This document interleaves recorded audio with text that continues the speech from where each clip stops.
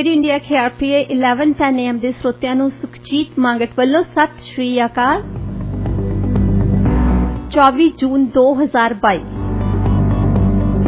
Programme Punjabi ਆਵਾਜ਼ 'ਚ ਤੁਹਾਡਾ ਸਵਾਗਤ ਹੈ। ਇਹ ਪ੍ਰੋਗਰਾਮ ਹਫ਼ਤੇ ਦੇ 5 ਦਿਨ ਜਾਣੀ ਕਿ ਮੰਡੇ ਟੂ ਫਰਾਈਡੇ ਤੁਹਾਡੇ ਲਈ ਪੇਸ਼ ਕੀਤਾ ਜਾਂਦਾ ਹੈ ਡਾਕਟਰ ਸ਼ਿੰਦੇ ਪੁਰੇਵਾਲ ਤੇ ਮੇਰੇ ਵੱਲੋਂ। ਦੁਨੀਆ ਭਰ 'ਚ ਸਾਡੇ ਪ੍ਰੋਗਰਾਮ ਤੁਸੀਂ ਸੁਣ ਸਕਦੇ ਹੋ radioindia.ca ਤੇ। US ਤੇ ਕੈਨੇਡਾ 'ਚ ਸਾਡੇ ਪ੍ਰੋਗਰਾਮ ਸੁਣੇ ਜਾ ਸਕਦੇ KRPA 1110 AM ਤੇ। ਸਟੂਡੀਓ ਦਾ ਨੰਬਰ ਹੈ 6045929191 604 592 9191। ਸਵਾਗਤ ਕਰਦੇ ਹਾਂ ਡਾਕਟਰ ਸ਼ਿੰਦੇ ਪੁਰੇਵਾਲ ਜੀ ਦਾ। ਡਾਕਟਰ ਸਾਹਿਬ ਪ੍ਰੋਗਰਾਮ 'ਚ ਤੁਹਾਡਾ ਸਵਾਗਤ ਹੈ ਜੀ। Good morning. Good morning doctor ਸਾਹਿਬ। ਖਬਰਾਂ ਦਾ ਸਿਲਸਿਲਾ, ਗੱਲਬਾਤ ਦਾ ਸਿਲਸਿਲਾ ਸ਼ੁਰੂ ਕਰਦੇ ਹਾਂ। Canada mortgage and housing corporation ਨੇ ਇੱਕ ਨਵੀਂ ਰਿਪੋਰਟ ਇਸ਼ੂ ਕੀਤੀ ਆ ਹਾਊਸਿੰਗ ਦੇ ਬਾਰੇ, ਅਫੋਰਡੇਬਿਲਿਟੀ ਕ੍ਰਾਈਸਿਸ ਦੇ ਬਾਰੇ। ਇਸ ਰਿਪੋਰਟ ਸੰਬੰਧੀ ਸਾਨੂੰ ਡਿਟੇਲ ਦਿਓ।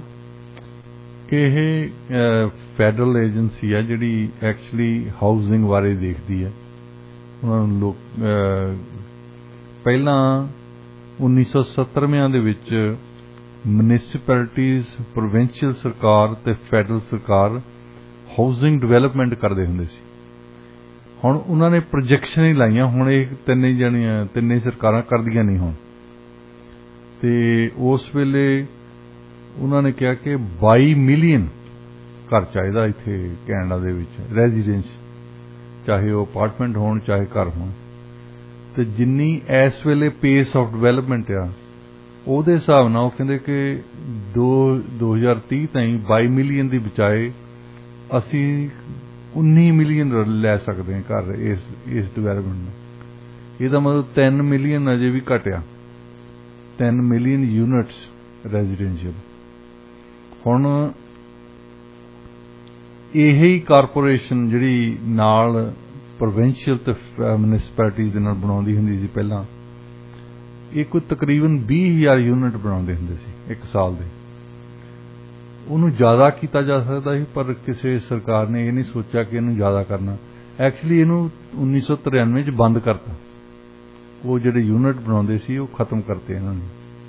ਜੇ ਉਹ ਅੱਜ ਤਾਈਂ ਬਣਾਉਂਦੇ ਰਹਿੰਦੇ ਤਾਂ ਤਕਰੀਬਨ ਉਹਨਾਂ ਦਾ ਤੁਸੀਂ ਦੇਖ ਲਓ 50,000 ਦੇ 20,000 ਦੇ ਹਿਸਾਬ ਨਾਲ ਅੱਜ ਕੱਲ੍ਹ 5 ਲੱਖ ਹੋਰ ਹੋਣਾ ਸੀ ਇਹਨਾਂ ਦੇ ਕੋਲ। ਹਾਂਜੀ।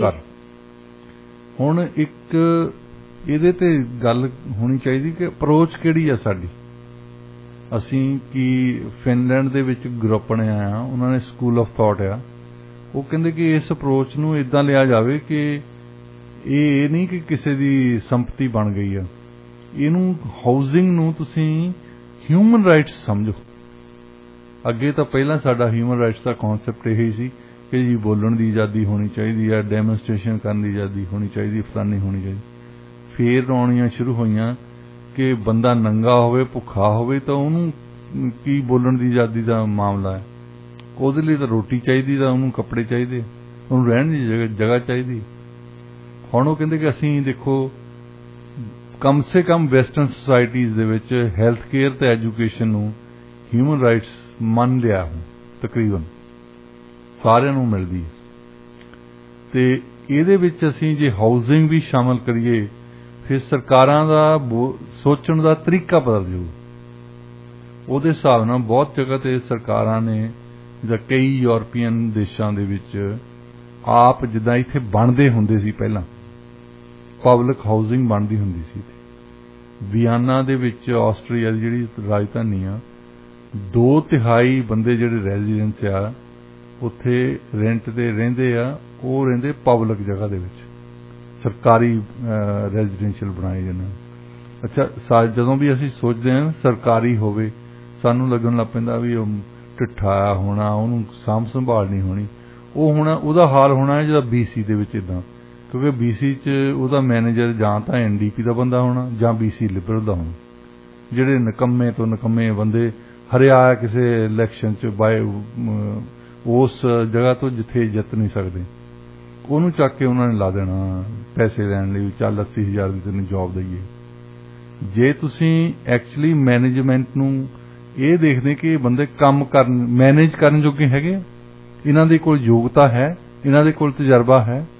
ਤੁਸੀਂ ਵਿਆਨਾ ਦੇ ਵਿੱਚ ਉਹ ਜਾ ਕੇ ਦੇਖੋ ਘਰ, ਬੜੇ ਸੋਹਣੇ ਸਾਫ਼ ਸੁਥਰੇ, ਬੜੇ ਸੋਹਣੇ ਰੈਜ਼ੀਡੈਂਸ ਬਣਾਏ ਉਹਨਾਂ ਨੇ, ਕਾਫੀ ਜਿਹਨੂੰ ਅਸੀਂ ਕਹਿੰਦੇ ਹਾਂ ਅਪਾਰਟਮੈਂਟ ਬਿਲਡਿੰਗਸ ਬਣਾਈਆਂ ਹੈ, ਨੰਬਰ 1 ਫਸਟ ਕਲਾਸ ਰਹਿਣ ਲਈ, ਔਰ ਉਹਨਾਂ ਦਾ ਰੈਂਟ ਬੜਾ ਰੀਜ਼ਨੇਬਲ ਹੈ।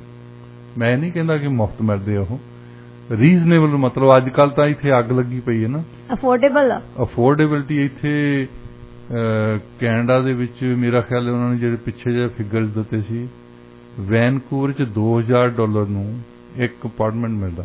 ਹਾਂਜੀ। ਟੋਰਾਂਟੋ ਦੇ ਵਿੱਚ $2200 ਨੂੰ। ਹੁਣ ਇੱਕ ਬੰਦਾ ਜੇ ਸਾਰੀ ਕਮਾਈ ਉਹਦੀ ਲੱਗ ਜਾਂਦੀ ਆ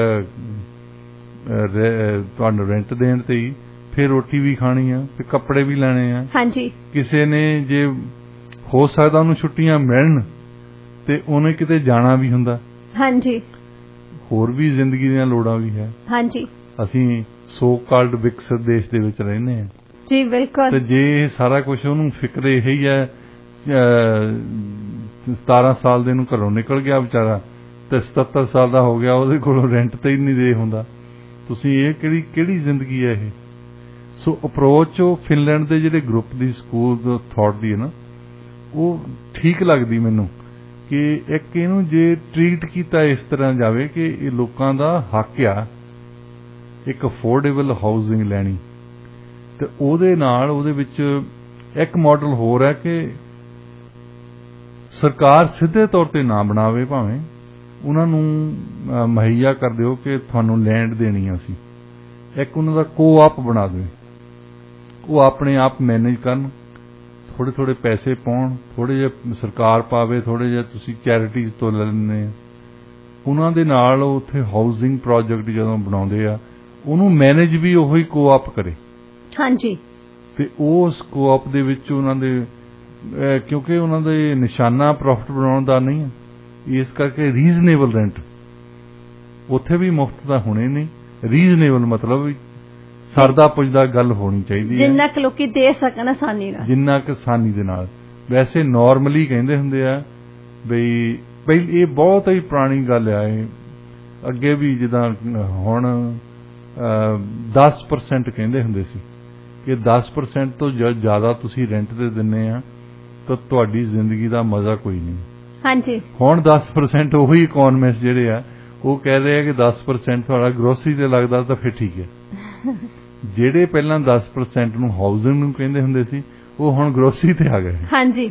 ਮਤਲਬ ਉਹਨਾਂ ਨੂੰ ਪਤਾ ਲੱਗ ਗਿਆ ਵੀ ਇਹ ਰੈਂਟ ਦਾ ਜਾਂ ਮੌਰਗੇਜ ਪੇਮੈਂਟ ਦਾ ਤਾਂ 60-70% ਤੁਹਾਡਾ, ਕਈਆਂ ਦਾ ਇਦੋਂ ਵੀ ਜ਼ਿਆਦਾ ਲੱਗਦਾ ਹੋਣਾ। ਹਾਂਜੀ। ਜੇ ਉਹ ਰੈਂਟ ਤੇ ਨਾ ਦੇਣ ਆਪਣੀ ਬੇਸਮੈਂਟ, ਉਹਨਾਂ ਦੇ ਕੋਲੋਂ ਪੇਮੈਂਟਸ ਨਹੀਂ ਦੇ ਹੋਣੀ। ਹਾਂਜੀ। ਇੱਥੇ ਤਾਂ ਆ ਚੁੱਕਾ ਕੰਮ ਜੀ, ਕਿਉਂਕਿ ਜੇ ਤੁਸੀਂ ਆਪਣੇ ਸਿੰਗਲ ਘਰ ਦੇ ਵਿੱਚ ਰਹਿੰਦੇ ਆ, ਤੁਹਾਡਾ ਪਰਿਵਾਰ ਰਹਿਣਾ ਚਾਹੀਦਾ ਉੱਥੇ, ਤੁਸੀਂ ਉੱਥੇ ਖੁੱਡੇ ਬਣਾਏ ਆ, ਕਈਆਂ ਬੰਦਿਆਂ ਨੇ ਗਰਾਜ ਦੇ ਵਿੱਚ ਰੈਂਟਲ ਰੱਖੇ ਆ। ਹਾਂਜੀ ਡਾਕਟਰ ਸਾਹਿਬ, ਉਹਨਾਂ ਨੇ ਯੂਨਿਟ ਬਣਾਏ ਆ ਗਰਾਜ ਦੇ ਵਿੱਚ। ਹਾਂਜੀ। ਕਾਰਾਂ ਬਾਹਰ ਖੜੇ ਕਰਦੇ ਆ, ਕਾਰਾਂ ਪਿੱਛੇ ਲੜਾਈ ਹੋਈ ਜਾਂਦੀ ਹੈ ਸਰੀ ਦੇ ਵਿੱਚ, ਕਿਉਂਕਿ ਇੱਥੇ ਖਾਸ ਤੌਰ ਤੇ ਪਾਰਕਿੰਗ ਦੀ ਬੜੀ ਪ੍ਰੋਬਲਮ ਹੈ। ਹਾਂਜੀ। ਉਹਨਾਂ ਏਰੀਆ ਦੇ ਵਿੱਚ ਜਿੱਥੇ ਕਿ ਮੇਰਾ ਖਿਆਲ ਲੈ ਦੇ ਕੇ ਕੰਮ ਕੀਤਾ ਹੈ, ਲੈ ਦੇ ਕੇ ਕੰਮ ਇੱਥੇ ਸਰੀ 'ਚ ਵੀ ਚੱਲਦਾ ਨਾ। ਹਾਂਜੀ। ਜਿਹੜੀਆਂ ਸਬ ਡਿਵੀਜ਼ਨ ਖਾਸ ਤੌਰ ਤੇ ਸਾਡੀਆਂ ਜਿੱਥੇ ਸਾਡੇ ਲੋਕ ਰਹਿੰਦੇ ਆ, ਉਹਨਾਂ ਦੇ ਵਿੱਚ ਉਹ ਲੈਣ ਦੇਣ ਚੱਲਦਾ ਹੋਣਾ, ਕਿਉਂਕਿ ਹਰ ਪਾਸੇ ਜੇ ਕਿਸੇ ਦਿਨ ਵੀ ਜਾਓ ਤੁਸੀਂ 11-12 ਵਜੇ ਜਾ ਕੇ ਦੇਖ ਲਓ, ਉੱਥੇ ਜੇ ਕਮ ਸੇ ਕਮ ਇੱਕ ਲੜਾਈ ਤਾਂ ਜ਼ਰੂਰ ਹੁੰਦੀ ਹੋਣੀ ਹੈ। ਹਾਂਜੀ। ਕੋਈ ਕਹਿੰਦਾ ਕਿ ਮੇਰੇ ਘਰ ਦੇ ਮੂਹਰੇ, ਇੱਕ ਮੈਂ ਬੰਦੇ ਨੂੰ ਜਾਣਦਾ, ਉਹ ਕਿਸੇ ਨਾਲ ਲੜਨ ਡਿਆ ਸੀ, ਮੈਂ ਉਹਦੇ ਗਿਆ ਸੀ ਤੇ ਉਹ ਲੜਾਈ ਕਰ ਰਿਹਾ ਸੀ ਆਪਣੀ ਗੁਆਂਢੀ ਨਾਲ, ਮੇਰੇ ਘਰ ਦੇ ਮੂਹਰੇ ਕਹਿੰਦਾ ਇਹ ਕਾਰ ਲਾ ਗਿਆ। ਮੈਂ ਕਿਹਾ ਵੀ ਵੈਸੇ ਜਿਹੜੀ ਘਰ ਦੇ ਮੂਹਰੇ ਸਟਰੀਟ ਆ ਇਹ ਤਾਂ ਸਿਟੀ ਦੀ। ਹਾਂਜੀ। ਇਹ ਤੇ ਤੇਰਾ ਹੱਕ ਨਹੀਂ ਹੈ। ਕਹਿੰਦਾ ਨਹੀਂ ਭਾਜੀ ਤੁਸੀਂ ਕੀ ਗੱਲਾਂ ਮਾਰਦੇ ਆ, ਮੇਰਾ ਹੀ ਹੱਕ ਹੈ, ਮੈਂ ਹੀ ਕਾਰ ਖੜੀ ਕਰਦਾ ਹੁੰਦਾ, ਅੱਜ ਪਤਾ ਨਹੀਂ ਕੌਣ ਲੱਗ ਗਿਆ। ਵੈਸੇ ਡਾਕਟਰ ਸਾਹਿਬ ਇਹ ਇੰਨੀ ਜ਼ਿਆਦਾ ਵੱਡੀ ਇਸ਼ੂ ਆ, ਜਿਵੇਂ ਤੁਸੀਂ ਦੱਸਿਆ ਕਿ ਗੈਰਾਜ ਵੀ ਲੋਕੀ ਰੈਂਟ ਤੇ ਦਿੰਦੇ ਆ, ਜਾਂ ਫਿਰ ਆਪਣੇ ਅੰਦਰ ਜਿਹੜੇ ਸੈਪਰੇਟ ਰੂਮਸ ਆ ਉਹ ਵੀ ਦਿੰਦੇ ਆ। ਉਹਦੇ ਨਾਲ ਹੁਣ ਜਿੰਨੇ ਲੋਕੀ ਉੱਥੇ ਅਲੱਗ-ਅਲੱਗ ਜਾ ਕੇ ਰਹਿੰਦੇ, ਉਨੀਆਂ ਉੱਥੇ ਕਾਰਾਂ ਹੋ ਜਾਂਦੀਆਂ ਨੇ। ਕਈ ਲੋਕੀ ਤਾਂ ਸਪੌਟ ਦੇ ਉੱਪਰ ਕੋਈ ਚੀਜ਼ ਵੀ ਰੱਖ ਦਿੰਦੇ ਆ ਵੀ ਇੱਥੇ ਕੋਈ ਕਾਰ ਨਾ ਆ ਕੇ ਆਪਣੀ ਪਾਰਕ ਕਰੇ, ਤੇ ਜੇ ਬਾਈ ਚਾਂਸ ਉਹ ਬੰਦਾ ਚੀਜ਼ ਚੱਕ ਕੇ ਪਰਾਂ ਰੱਖ ਦਿੰਦਾ ਆਪਦੀ ਕਾਰ ਉੱਥੇ ਪਾਰਕ ਕਰਦਾ, ਫਿਰ ਦੰਗਾ ਹੁੰਦਾ ਹੀ ਹੁੰਦਾ। ਤੁਸੀਂ ਵੈਨਕੂਵਰ ਮੇਅਰ ਨੇ ਇਹ ਅਨਾਉਂਸ ਕਰਤਾ ਕਿ ਇੱਕ ਘਰ ਵਾਲੇ ਆਪਣੇ ਪਿਛਲੇ ਪਾਸੇ ਬੈਕਯਾਰਡ ਦੇ ਵਿੱਚ ਵੀ ਸਵੀਟਸ ਬਣਾ ਸਕਦੇ, ਔਰ ਫਿਰ ਬਾਅਦ ਦੇ ਵਿੱਚ ਉੱਥੇ ਕੰਟਰੋਵਰਸੀ ਇਹ ਹੋਈ ਆ, ਵੈਸੇ ਅੱਜ ਵੀ ਬਣਾ ਸਕਦੇ ਹੋ, ਉਹਨਾਂ ਨੇ ਅਨਾਉਂਸਮੈਂਟ ਕਰਤੀ ਹੈ। ਉਹ ਕਹਿੰਦੇ ਜੇ ਤੁਸੀਂ 3, 4, 5 ਸਵੀਟਸ ਬਣਾਤੀਆਂ ਉੱਥੇ, ਕਾਰਾਂ ਕਿੱਥੇ ਖੜੇਗਾ ਨਹੀਂ? ਹਾਂਜੀ, ਉਹ ਛੱਤਾਂ ਤੇ ਖੜੇਗਾ। ਸਮੱਸਿਆ ਤਾਂ ਬਹੁਤ ਵੱਡੀ ਪਾਰਕਿੰਗ ਦੀ ਪਹਿਲਾਂ ਤੋਂ ਹੀ ਆ। ਇਹ ਨਾਲ ਐਸੋਸੀਏਟਡ ਚੀਜ਼ ਹੈ ਨਾ। ਸਾਡੇ ਤੋਂ ਇਹ ਪਬਲਿਕ ਟਰਾਂਸਪੋਰਟ ਤਾਂ ਹੈ ਨਹੀਂ ਜਿਹੜੀ ਹਰ ਜਗ੍ਹਾ ਤੋਂ ਜਾਂਦੀ ਹੋਵੇ। ਹਾਂਜੀ, ਤੁਸੀਂ ਇੱਕ ਜਗ੍ਹਾ ਤੋਂ ਦੂਜੀ ਜਗ੍ਹਾ ਜਾਣਾ, ਜੇ ਪਬਲਿਕ ਟਰਾਂਸਪੋਰਟ ਓਨੇ ਹੀ ਸਮੇਂ ਤੁਹਾਨੂੰ ਉੱਥੇ ਲੈ ਜਾਵੇ, ਫਿਰ ਪ੍ਰੈਫਰੈਂਸ ਤਾਂ ਇਹੀ ਹੋਊਗੀ ਮੈਂ ਆਰਾਮ ਨਾਲ ਬੈਠਾ ਹੋਊਂਗਾ, ਅਸੀਂ ਬੱਸ ਦੇ ਵਿੱਚ, ਸਕਾਈ ਟ੍ਰੇਨ ਦੇ ਵਿੱਚ ਬੈਠੇ ਕਿਤਾਬ ਪੜ੍ਹਦੇ ਜਾਵਾਂਗੇ। ਨਹੀਂ ਤਾਂ ਕੋਈ ਪਿੱਛੋਂ ਹਾਰਨ ਮਾਰਿਆ, ਕੋਈ ਅੱਗਿਓਂ ਮਾਰਿਆ, ਕੋਈ ਇੱਧਰ ਦੀ ਕੱਢ ਰਿਹਾ, ਕੋਈ ਉੱਧਰ ਦੀ ਕੱਢ ਰਿਹਾ, ਤੁਹਾਨੂੰ ਟੈਨਸ਼ਨ ਹੁੰਦੀ ਹੈ ਚਲਾਉਣ ਦੀ। ਹਾਂਜੀ, ਸੋ ਹੁਣ ਲੋਕਾਂ ਨੂੰ ਮਜਬੂਰਨ ਰੱਖਣੀਆਂ ਪੈਂਦੀਆਂ ਕਾਰਾਂ, ਤੇ ਜੇ 6 ਸਵੀਟਸ ਉੱਥੇ ਬਣਾਤੀਆਂ ਤੇ ਉਹਦੇ ਹਿਸਾਬ ਨਾਲ ਕਾਰਾਂ ਕਿੰਨੀਆਂ ਖੜੀਆਂ ਹੋਣੀਆਂ। ਕਾਰਾਂ ਦੀ ਇੱਕ ਗੱਲ ਹੈ, ਅਫੋਰਡੇਬਿਲਿਟੀ ਦੀ ਦੂਸਰੀ ਗੱਲ ਹੈ। ਇਸ ਗੱਲ ਲਈ ਸੋਲੂਸ਼ਨ ਲੱਭਣੇ ਦੁਨੀਆ ਭਰ ਚ ਦੇਖਣਾ ਪੈਂਦਾ ਨਾ ਕਿ ਆਲੇ ਦੁਆਲੇ ਹੋ ਕੀ ਰਿਹਾ। ਹਾਂਜੀ, ਕਿਹੜੇ ਦੇਸ਼ ਨੇ ਕੀ ਕੀਤਾ ਆ, ਔਰ ਕਿੱਥੇ ਕਿਹੜਾ ਚੰਗਾ ਸੋਲੂਸ਼ਨ ਹੈ ਜਿਹੜਾ ਕੰਮ ਕਰ ਗਿਆ। ਹਾਂਜੀ, ਇਹ ਹੀ ਨਹੀਂ ਹੋਣਾ ਚਾਹੀਦਾ ਕਿ ਅਸੀਂ ਸੋਚਣਾ ਹੀ ਨਹੀਂ, ਅਸੀਂ ਉਦੋਂ ਸੋਚਾਂਗੇ ਜਦੋਂ ਅਗਲੀ ਇਲੈਕਸ਼ਨ ਆਈ ਤਾਂ। ਹਾਂਜੀ, ਵੈਸੇ ਵੀ ਡਾਕਟਰ ਸਾਹਿਬ ਜਿਵੇਂ ਆਪਾਂ ਕੱਲ ਵੀ ਗੱਲਬਾਤ ਕੀਤੀ ਸੀ ਕਿ ਸਾਰਾ ਕੁਝ ਕੁਰਸੀ ਦੇ ਲਈ ਉਹ ਕੀਤਾ ਜਾਂਦਾ। ਕੁਰਸੀ ਬਸ, ਜੇ ਜਦੋਂ ਇਲੈਕਸ਼ਨ ਲਾਗੇ ਆ ਗਈ ਫਿਰ ਇਹਨਾਂ ਨੇ ਚੱਕ ਕੇ ਪੈਸੇ ਸਿੱਟੀ ਜਾਣੇ ਐਵੇਂ ਹੀ। ਹਾਂਜੀ, ਤੁਸੀਂ ਅੱਗ ਦੇ ਉੱਤੇ ਪੇਪਰ ਸਿੱਟੀ ਜਾਓ ਨਾ, ਅੱਗ ਜ਼ਿਆਦਾ ਹੀ ਹੁੰਦੀ ਆ। ਹਾਂਜੀ, ਉਹ ਬੁਝਦੀ ਨਹੀਂ। ਜੀ ਬਿਲਕੁਲ, ਤੁਸੀਂ ਇਹ ਇਸ ਤਰ੍ਹਾਂ ਕਰਨਾ। ਇਹਨਾਂ ਨੇ ਦੇਖਿਓ ਕ੍ਰਾਈਮ ਤੇ ਪੈਸੇ ਦੇਣਗੇ ਫਟਾਫਟ। ਇੱਥੇ ਜਦੋਂ ਕਦੇ ਫੈਡਰਲ ਇਲੈਕਸ਼ਨ ਹੋਵੇ ਤਾਂ ਉਹ ਸਰੀ 'ਚ ਜ਼ਰੂਰ ਆਉਂਦੇ ਹੁੰਦੇ ਆ ਕਿ ਕ੍ਰਾਈਮ ਲਈ ਅਸੀਂ ਇੰਨੇ ਪੈਸੇ RCMP ਨੂੰ ਦੇਣ ਲੱਗੇ, ਇਹਨਾਂ ਨੂੰ ਦੇਣ ਲੱਗੇ ਡੋਨਟ ਜਾ ਖਾਣ। ਤੁਸੀਂ ਕਦੇ ਇੱਕ ਜਗ੍ਹਾ ਤੇ ਮਾੜੀ ਜਿਹੀ ਗੱਲ ਹੁੰਦੀ ਆ, ਉੱਥੇ 10 RCMP ਦੀਆਂ ਕਾਰਾਂ ਖੜੀਆਂ ਹੁੰਦੀਆਂ। ਹਾਂਜੀ, ਉਹ 10 ਕੀ ਕਰਦੇ ਉੱਥੇ? ਇਹਨਾਂ ਦੀ ਮੈਨੇਜਮੈਂਟ ਤੇ ਇਹਨਾਂ ਨੂੰ ਕੁਐਸਚਨ ਕੀਤਾ ਜਾਣਾ ਚਾਹੀਦਾ, ਉਹਦੇ ਤੇ ਸਵਾਲ ਹੋਣੇ ਚਾਹੀਦੇ। ਉਹਨਾਂ ਦੀ ਆਲੇ ਦੁਆਲੇ ਅਗੇਨ ਦੇਖਣ ਦੀ ਗੱਲ ਹੈ ਕਿ ਕੀ ਪ੍ਰੋਪਰਲੀ ਸਾਡੇ ਜਿਹੜੇ ਰਿਸੋਰਸਸ ਆ ਉਹਨੂੰ ਯੂਟਿਲਾਈਜ਼ ਕਰਦੇ ਹਾਂ ਅਸੀਂ ਕਿ ਨਹੀਂ। ਇਹ ਵੀ ਇੱਕ ਮੈਨੇਜਮੈਂਟ ਸਕਿੱਲ ਆ। ਹਾਂਜੀ, ਮੈਨੇਜਮੈਂਟ ਸਕਿੱਲ ਇਹੀ ਨਹੀਂ ਹੁੰਦੀ ਕਿ ਕਿਸੇ ਦੇ ਭੋਗ ਤੇ ਜਾਓ ਤਾਂ ਕਿਸੇ ਦੇ ਫਿਊਨਰਲ ਤੇ ਜਾਓ, ਤੇ ਜਿਸ ਸਾਲ ਦੇ ਵਿੱਚ ਇਲੈਕਸ਼ਨ ਆਉਣੀ ਆ ਉਸ ਸਾਲ ਦੇ ਵਿੱਚ ਫਿਰ ਪੈਸੇ ਦੇਣੇ ਸ਼ੁਰੂ ਕਰ ਦਿਓ। ਅਸੀਂ ਜੀ ਲੋਕਾਂ ਦਾ ਆਇਲ ਪ੍ਰਾਈਸਿਸ ਵੱਧ ਗਈਆਂ, ਗਰੋਸਰੀ ਪ੍ਰਾਈਸ ਵੱਧ ਗਈਆਂ, $110 ਦੇਣੇ ਅਸੀਂ, ਤੇ ਇਹ ਸੋਲੂਸ਼ਨ ਨਹੀਂ, ਇਹਦਾ ਬੈਂਡ-ਏਡ ਆ। ਹਾਂਜੀ, ਜੇ ਮਾੜੀ ਕਿਤੇ ਜਦੋਂ ਲਾਉਣੇ ਨਾ ਅਸੀਂ ਬੈਂਡ-ਏਡ, ਉਹਨੂੰ ਬੈਂਡ-ਏਡ ਸੋਲੂਸ਼ਨ ਕਹਿੰਦੇ। ਇਹਨੂੰ ਲੌਂਗ ਟਰਮ ਸੋਲੂਸ਼ਨ ਇਹਦਾ ਇਹੀ ਹੈ ਕਿ ਬੈਠ ਕੇ ਸੋਚਣ ਵਾਲੀ ਗੱਲ ਹੈ। ਇੱਕ ਵੱਡਾ ਪ੍ਰੋਜੈਕਟ ਬਣਾਉਣ ਦੀ ਲੋੜ ਆ। ਜੇ ਪਬਲਿਕ ਦੇ ਪੈਸੇ ਲੱਗਦੇ ਪਬਲਿਕ ਦੇ ਕਰ ਲੈਣ, ਜੇ ਉਹਨਾਂ ਦੇ ਹਾਊਸਿੰਗ ਕੋਆਪਸ ਬਣਦੇ ਉਹਨਾਂ ਦੇ ਹਾਊਸਿੰਗ ਕੋਆਪਸ ਬਣਾਉਣ। ਜੀ ਡਾਕਟਰ ਸਾਹਿਬ, ਤੁਸੀਂ ਬਿਲਕੁਲ ਕਿਹਾ ਕਿ ਪ੍ਰੋਪਰ ਪਲੈਨਿੰਗ ਦੀ ਜ਼ਰੂਰਤ ਹੈਗੀ ਤਾਂ ਹੀ ਕੁਝ ਹੋ ਸਕਦਾ, ਅਦਰਵਾਈਜ਼ ਤਾਂ ਜਿਹੜਾ ਇਹ ਅਫੋਰਡੇਬਿਲਿਟੀ ਕ੍ਰਾਈਸਿਸ ਹੈਗਾ ਦਿਨ ਪ੍ਰਤੀ ਦਿਨ ਵੱਧਦਾ ਹੀ ਜਾ ਰਿਹਾ, ਇਹਦੇ ਨਾਲ ਮਾੜਾ ਹੀ ਹਾਲ ਹੈ ਤੇ ਜਿਹੜੇ ਲੋਕ ਹੈਗੇ ਤਰਾ ਕਰ ਰਹੇ ਆ। ਡਾਕਟਰ ਸਾਹਿਬ, ਰੁਕ ਕਰਦੇ ਹਾਂ ਅਗਲੀ ਖਬਰ ਵੱਲ, ਜਿਸ ਦਾ ਸਬੰਧ ਹੈ ਜੀ ਵਾਸ਼ਿੰਗਟਨ ਸਟੇਟ ਦੇ ਨਾਲ। ਵਾਸ਼ਿੰਗਟਨ ਜਿਹੜੇ ਨਿਵਾਸੀ ਆ ਉਹ ਗੈਸ ਟੈਕਸ ਤੋਂ ਬ੍ਰੇਕ ਚਾਹੁੰਦੇ ਆ, ਪਰੰਤੂ ਜਿਹੜੇ ਗਵਰਨਰ ਇਨਸਲੀ ਆ ਉਹਨਾਂ ਦਾ ਕਹਿਣਾ ਕੁਝ ਹੋਰ ਆ। ਪੂਰੀ ਖਬਰ ਦੱਸੋ ਵੀ ਹੈ ਕੀ, ਪੂਰਾ ਮਸਲਾ ਦੱਸੋ ਕੀ ਹੈ। ਦੇਖੋ, ਜਿਸ ਦਿਨ ਦਾ ਪ੍ਰੈਜ਼ੀਡੈਂਟ ਜੋ ਬਾਈਡਨ ਨੇ ਅਨਾਉਂਸਮੈਂਟ ਕੀਤੀ ਸੀ ਕਿ ਸਾਨੂੰ ਟੈਕਸ ਜਿਹੜਾ ਫੈਡਰਲ ਸਰਕਾਰ ਲੈਂਦੀ ਆ ਉਹ ਹਟਾ ਦੇਣਾ ਚਾਹੀਦਾ। ਉਹਨਾਂ ਨੇ ਕਿਹਾ ਸੀ 3 ਮਹੀਨਿਆਂ ਲਈ। ਉਹਨਾਂ ਨੂੰ ਪਤਾ ਵੀ 3 ਮਹੀਨੇ ਦਿੰਦੇ ਇਲੈਕਸ਼ਨ ਹੋਣ 'ਚ। ਹਾਂਜੀ, ਮਤਲਬ ਉਹਨਾਂ ਚਿਰ ਤਾਂ ਹਟੇ ਨਾ ਜਿੰਨਾ ਚਿਰ ਡੈਮੋਕ੍ਰੈਟਿਕ ਪਾਰਟੀ ਨੂੰ ਵੋਟਾਂ ਨਹੀਂ ਪੈਂਦੀਆਂ। ਹੁਣ ਪ੍ਰੈਜ਼ੀਡੈਂਟ ਹੋਵੇ ਜਾਂ ਪ੍ਰਾਈਮ ਮਿਨਿਸਟਰ ਹੋਵੇ, ਇਹ ਐਗਜ਼ੈਕਟਿਵ ਹੈ। ਐਗਜ਼ੈਕਟਿਵ ਦੇ ਕੋਲ ਸਾਡੇ ਸਿਸਟਮ ਦੇ ਵਿੱਚ ਕੋਈ ਪੈਨੀ ਖਰਚਣ ਦਾ ਜਾਂ ਪੈਨੀ ਦਾ ਕੋਈ ਟੈਕਸ ਲਾਉਣ ਦਾ ਅਧਿਕਾਰ ਨਹੀਂ ਹੁੰਦਾ। ਉਹਨਾਂ ਨੇ ਗੱਲ ਕੀਤੀ ਹੈ, ਕਾਂਗਰਸ ਨੂੰ ਰਿਕੁਐਸਟ ਕੀਤੀ ਹੈ ਕਿ ਤੁਸੀਂ ਕਾਨੂੰਨ ਪਾਸ ਕਰੋ ਹੁਣ ਇਹਦੇ ਵਿੱਚ ਚਲੋ ਉਹਨਾਂ ਦੀ ਪਹਿਲ ਕਦਮੀ ਇਹ ਆ ਕਿ ਮੈਂ ਕਮ ਸੇ ਕਮ ਉਹਨੂੰ ਰਿਫਿਊਜ਼ ਨਹੀਂ ਕਰਦਾ ਸਾਈਨ ਕਰਨ ਤੋਂ। ਹਾਂਜੀ, ਜੇ ਪ੍ਰੈਜ਼ੀਡੈਂਟ ਰਿਫਿਊਜ਼ ਕਰ ਦਿੰਦਾ ਤਾਂ ਫਿਰ ਲਾਅ ਨਹੀਂ ਬਣਦਾ। ਪਰ ਜੇ ਉਹ 2/3 ਮੈਜੋਰਟੀ ਦੇ ਨਾਲ ਕਾਂਗਰਸ ਪਾਸ ਕਰਕੇ ਭੇਜ ਦਿੰਦੀ ਹੈ, ਫਿਰ ਉਹਨਾਂ ਨੂੰ ਸਾਈਨ ਕਰਨ ਚਾਹੇ ਨਾ ਕਰਨ, ਉਹ ਕਾਨੂੰਨ ਬਣ ਜਾਂਦਾ। ਪਰ ਉਹਨਾਂ ਨੇ ਤਾਂ ਕਾਂਗਰਸ ਨੂੰ ਕਹਿਤਾ ਕਿ ਠੀਕ ਹੈ, ਔਰ ਨਾਲ ਰਿਕੁਐਸਟ ਕੀਤੀ ਸਾਰੀਆਂ ਸਟੇਟਸ ਨੂੰ ਕਿ ਤੁਸੀਂ ਆਪਣਾ ਟੈਕਸ ਵੀ ਘੱਟ ਕਰੋ। ਹੁਣ ਸਟੇਟ ਟੈਕਸਸ ਵਾਸ਼ਿੰਗਟਨ ਦੇ ਵਿੱਚ ਤੀਜੇ ਨੰਬਰ ਤੇ ਆਉਂਦੇ ਆ। ਇਹ ਸਭ ਤੋਂ ਜ਼ਿਆਦਾ ਆਇਲ ਪ੍ਰਾਈਸਿਸ ਹੈਗੀਆਂ ਕੈਲੀਫੋਰਨੀਆ ਤੇ ਪੈਂਸਿਲਵੇਨੀਆ ਦੇ ਵਿੱਚ। ਤੀਜੇ ਨੰਬਰ ਤੇ ਵਾਸ਼ਿੰਗਟਨ। ਇਹਨਾਂ ਦੇ ਆਇਲ ਬਹੁਤ ਸਾਡੇ ਨਾਲੋਂ ਫੇਰ ਵੀ ਸਸਤਾ ਆ। ਵੈਸੇ ਆਇਲ ਇਹਨਾਂ ਦੇ ਗੈਸ ਬਹੁਤ ਮਹਿੰਗਾ ਹੈ। ਉਹਦੇ ਤੇ ਜ਼ਿਆਦਾ ਟੈਕਸ ਸੂਬੇ ਦਾ ਆ। ਵੈਸੇ ਜੇ ਇਹਨਾਂ ਨੇ ਘਟਾਉਣਾ ਹੋਵੇ ਸਿਐਟਲ ਦੇ ਵਿੱਚ ਤਾਂ ਬੈਲਿੰਗਹੈਮ ਦੇ ਵਿੱਚ ਉਹ ਫੈਡਰਲ ਤੇ ਸਟੇਟ ਟੈਕਸਸ ਪਾ ਕੇ ਕੋਈ 67 ਸੈਂਟ ਇਹਨਾਂ ਦਾ ਘੱਟ ਹੋ ਜਾਵੇ ਇੱਕ ਗੈਲਨ ਦੇ ਮਗਰ। ਹੁਣ ਗਵਰਨਰ ਇੱਥੇ ਹੀ ਉਹੀ ਮੁੜ ਕੇ ਆ ਗਈ ਨਾ, ਪੰਗਾ ਪੈ ਗਿਆ।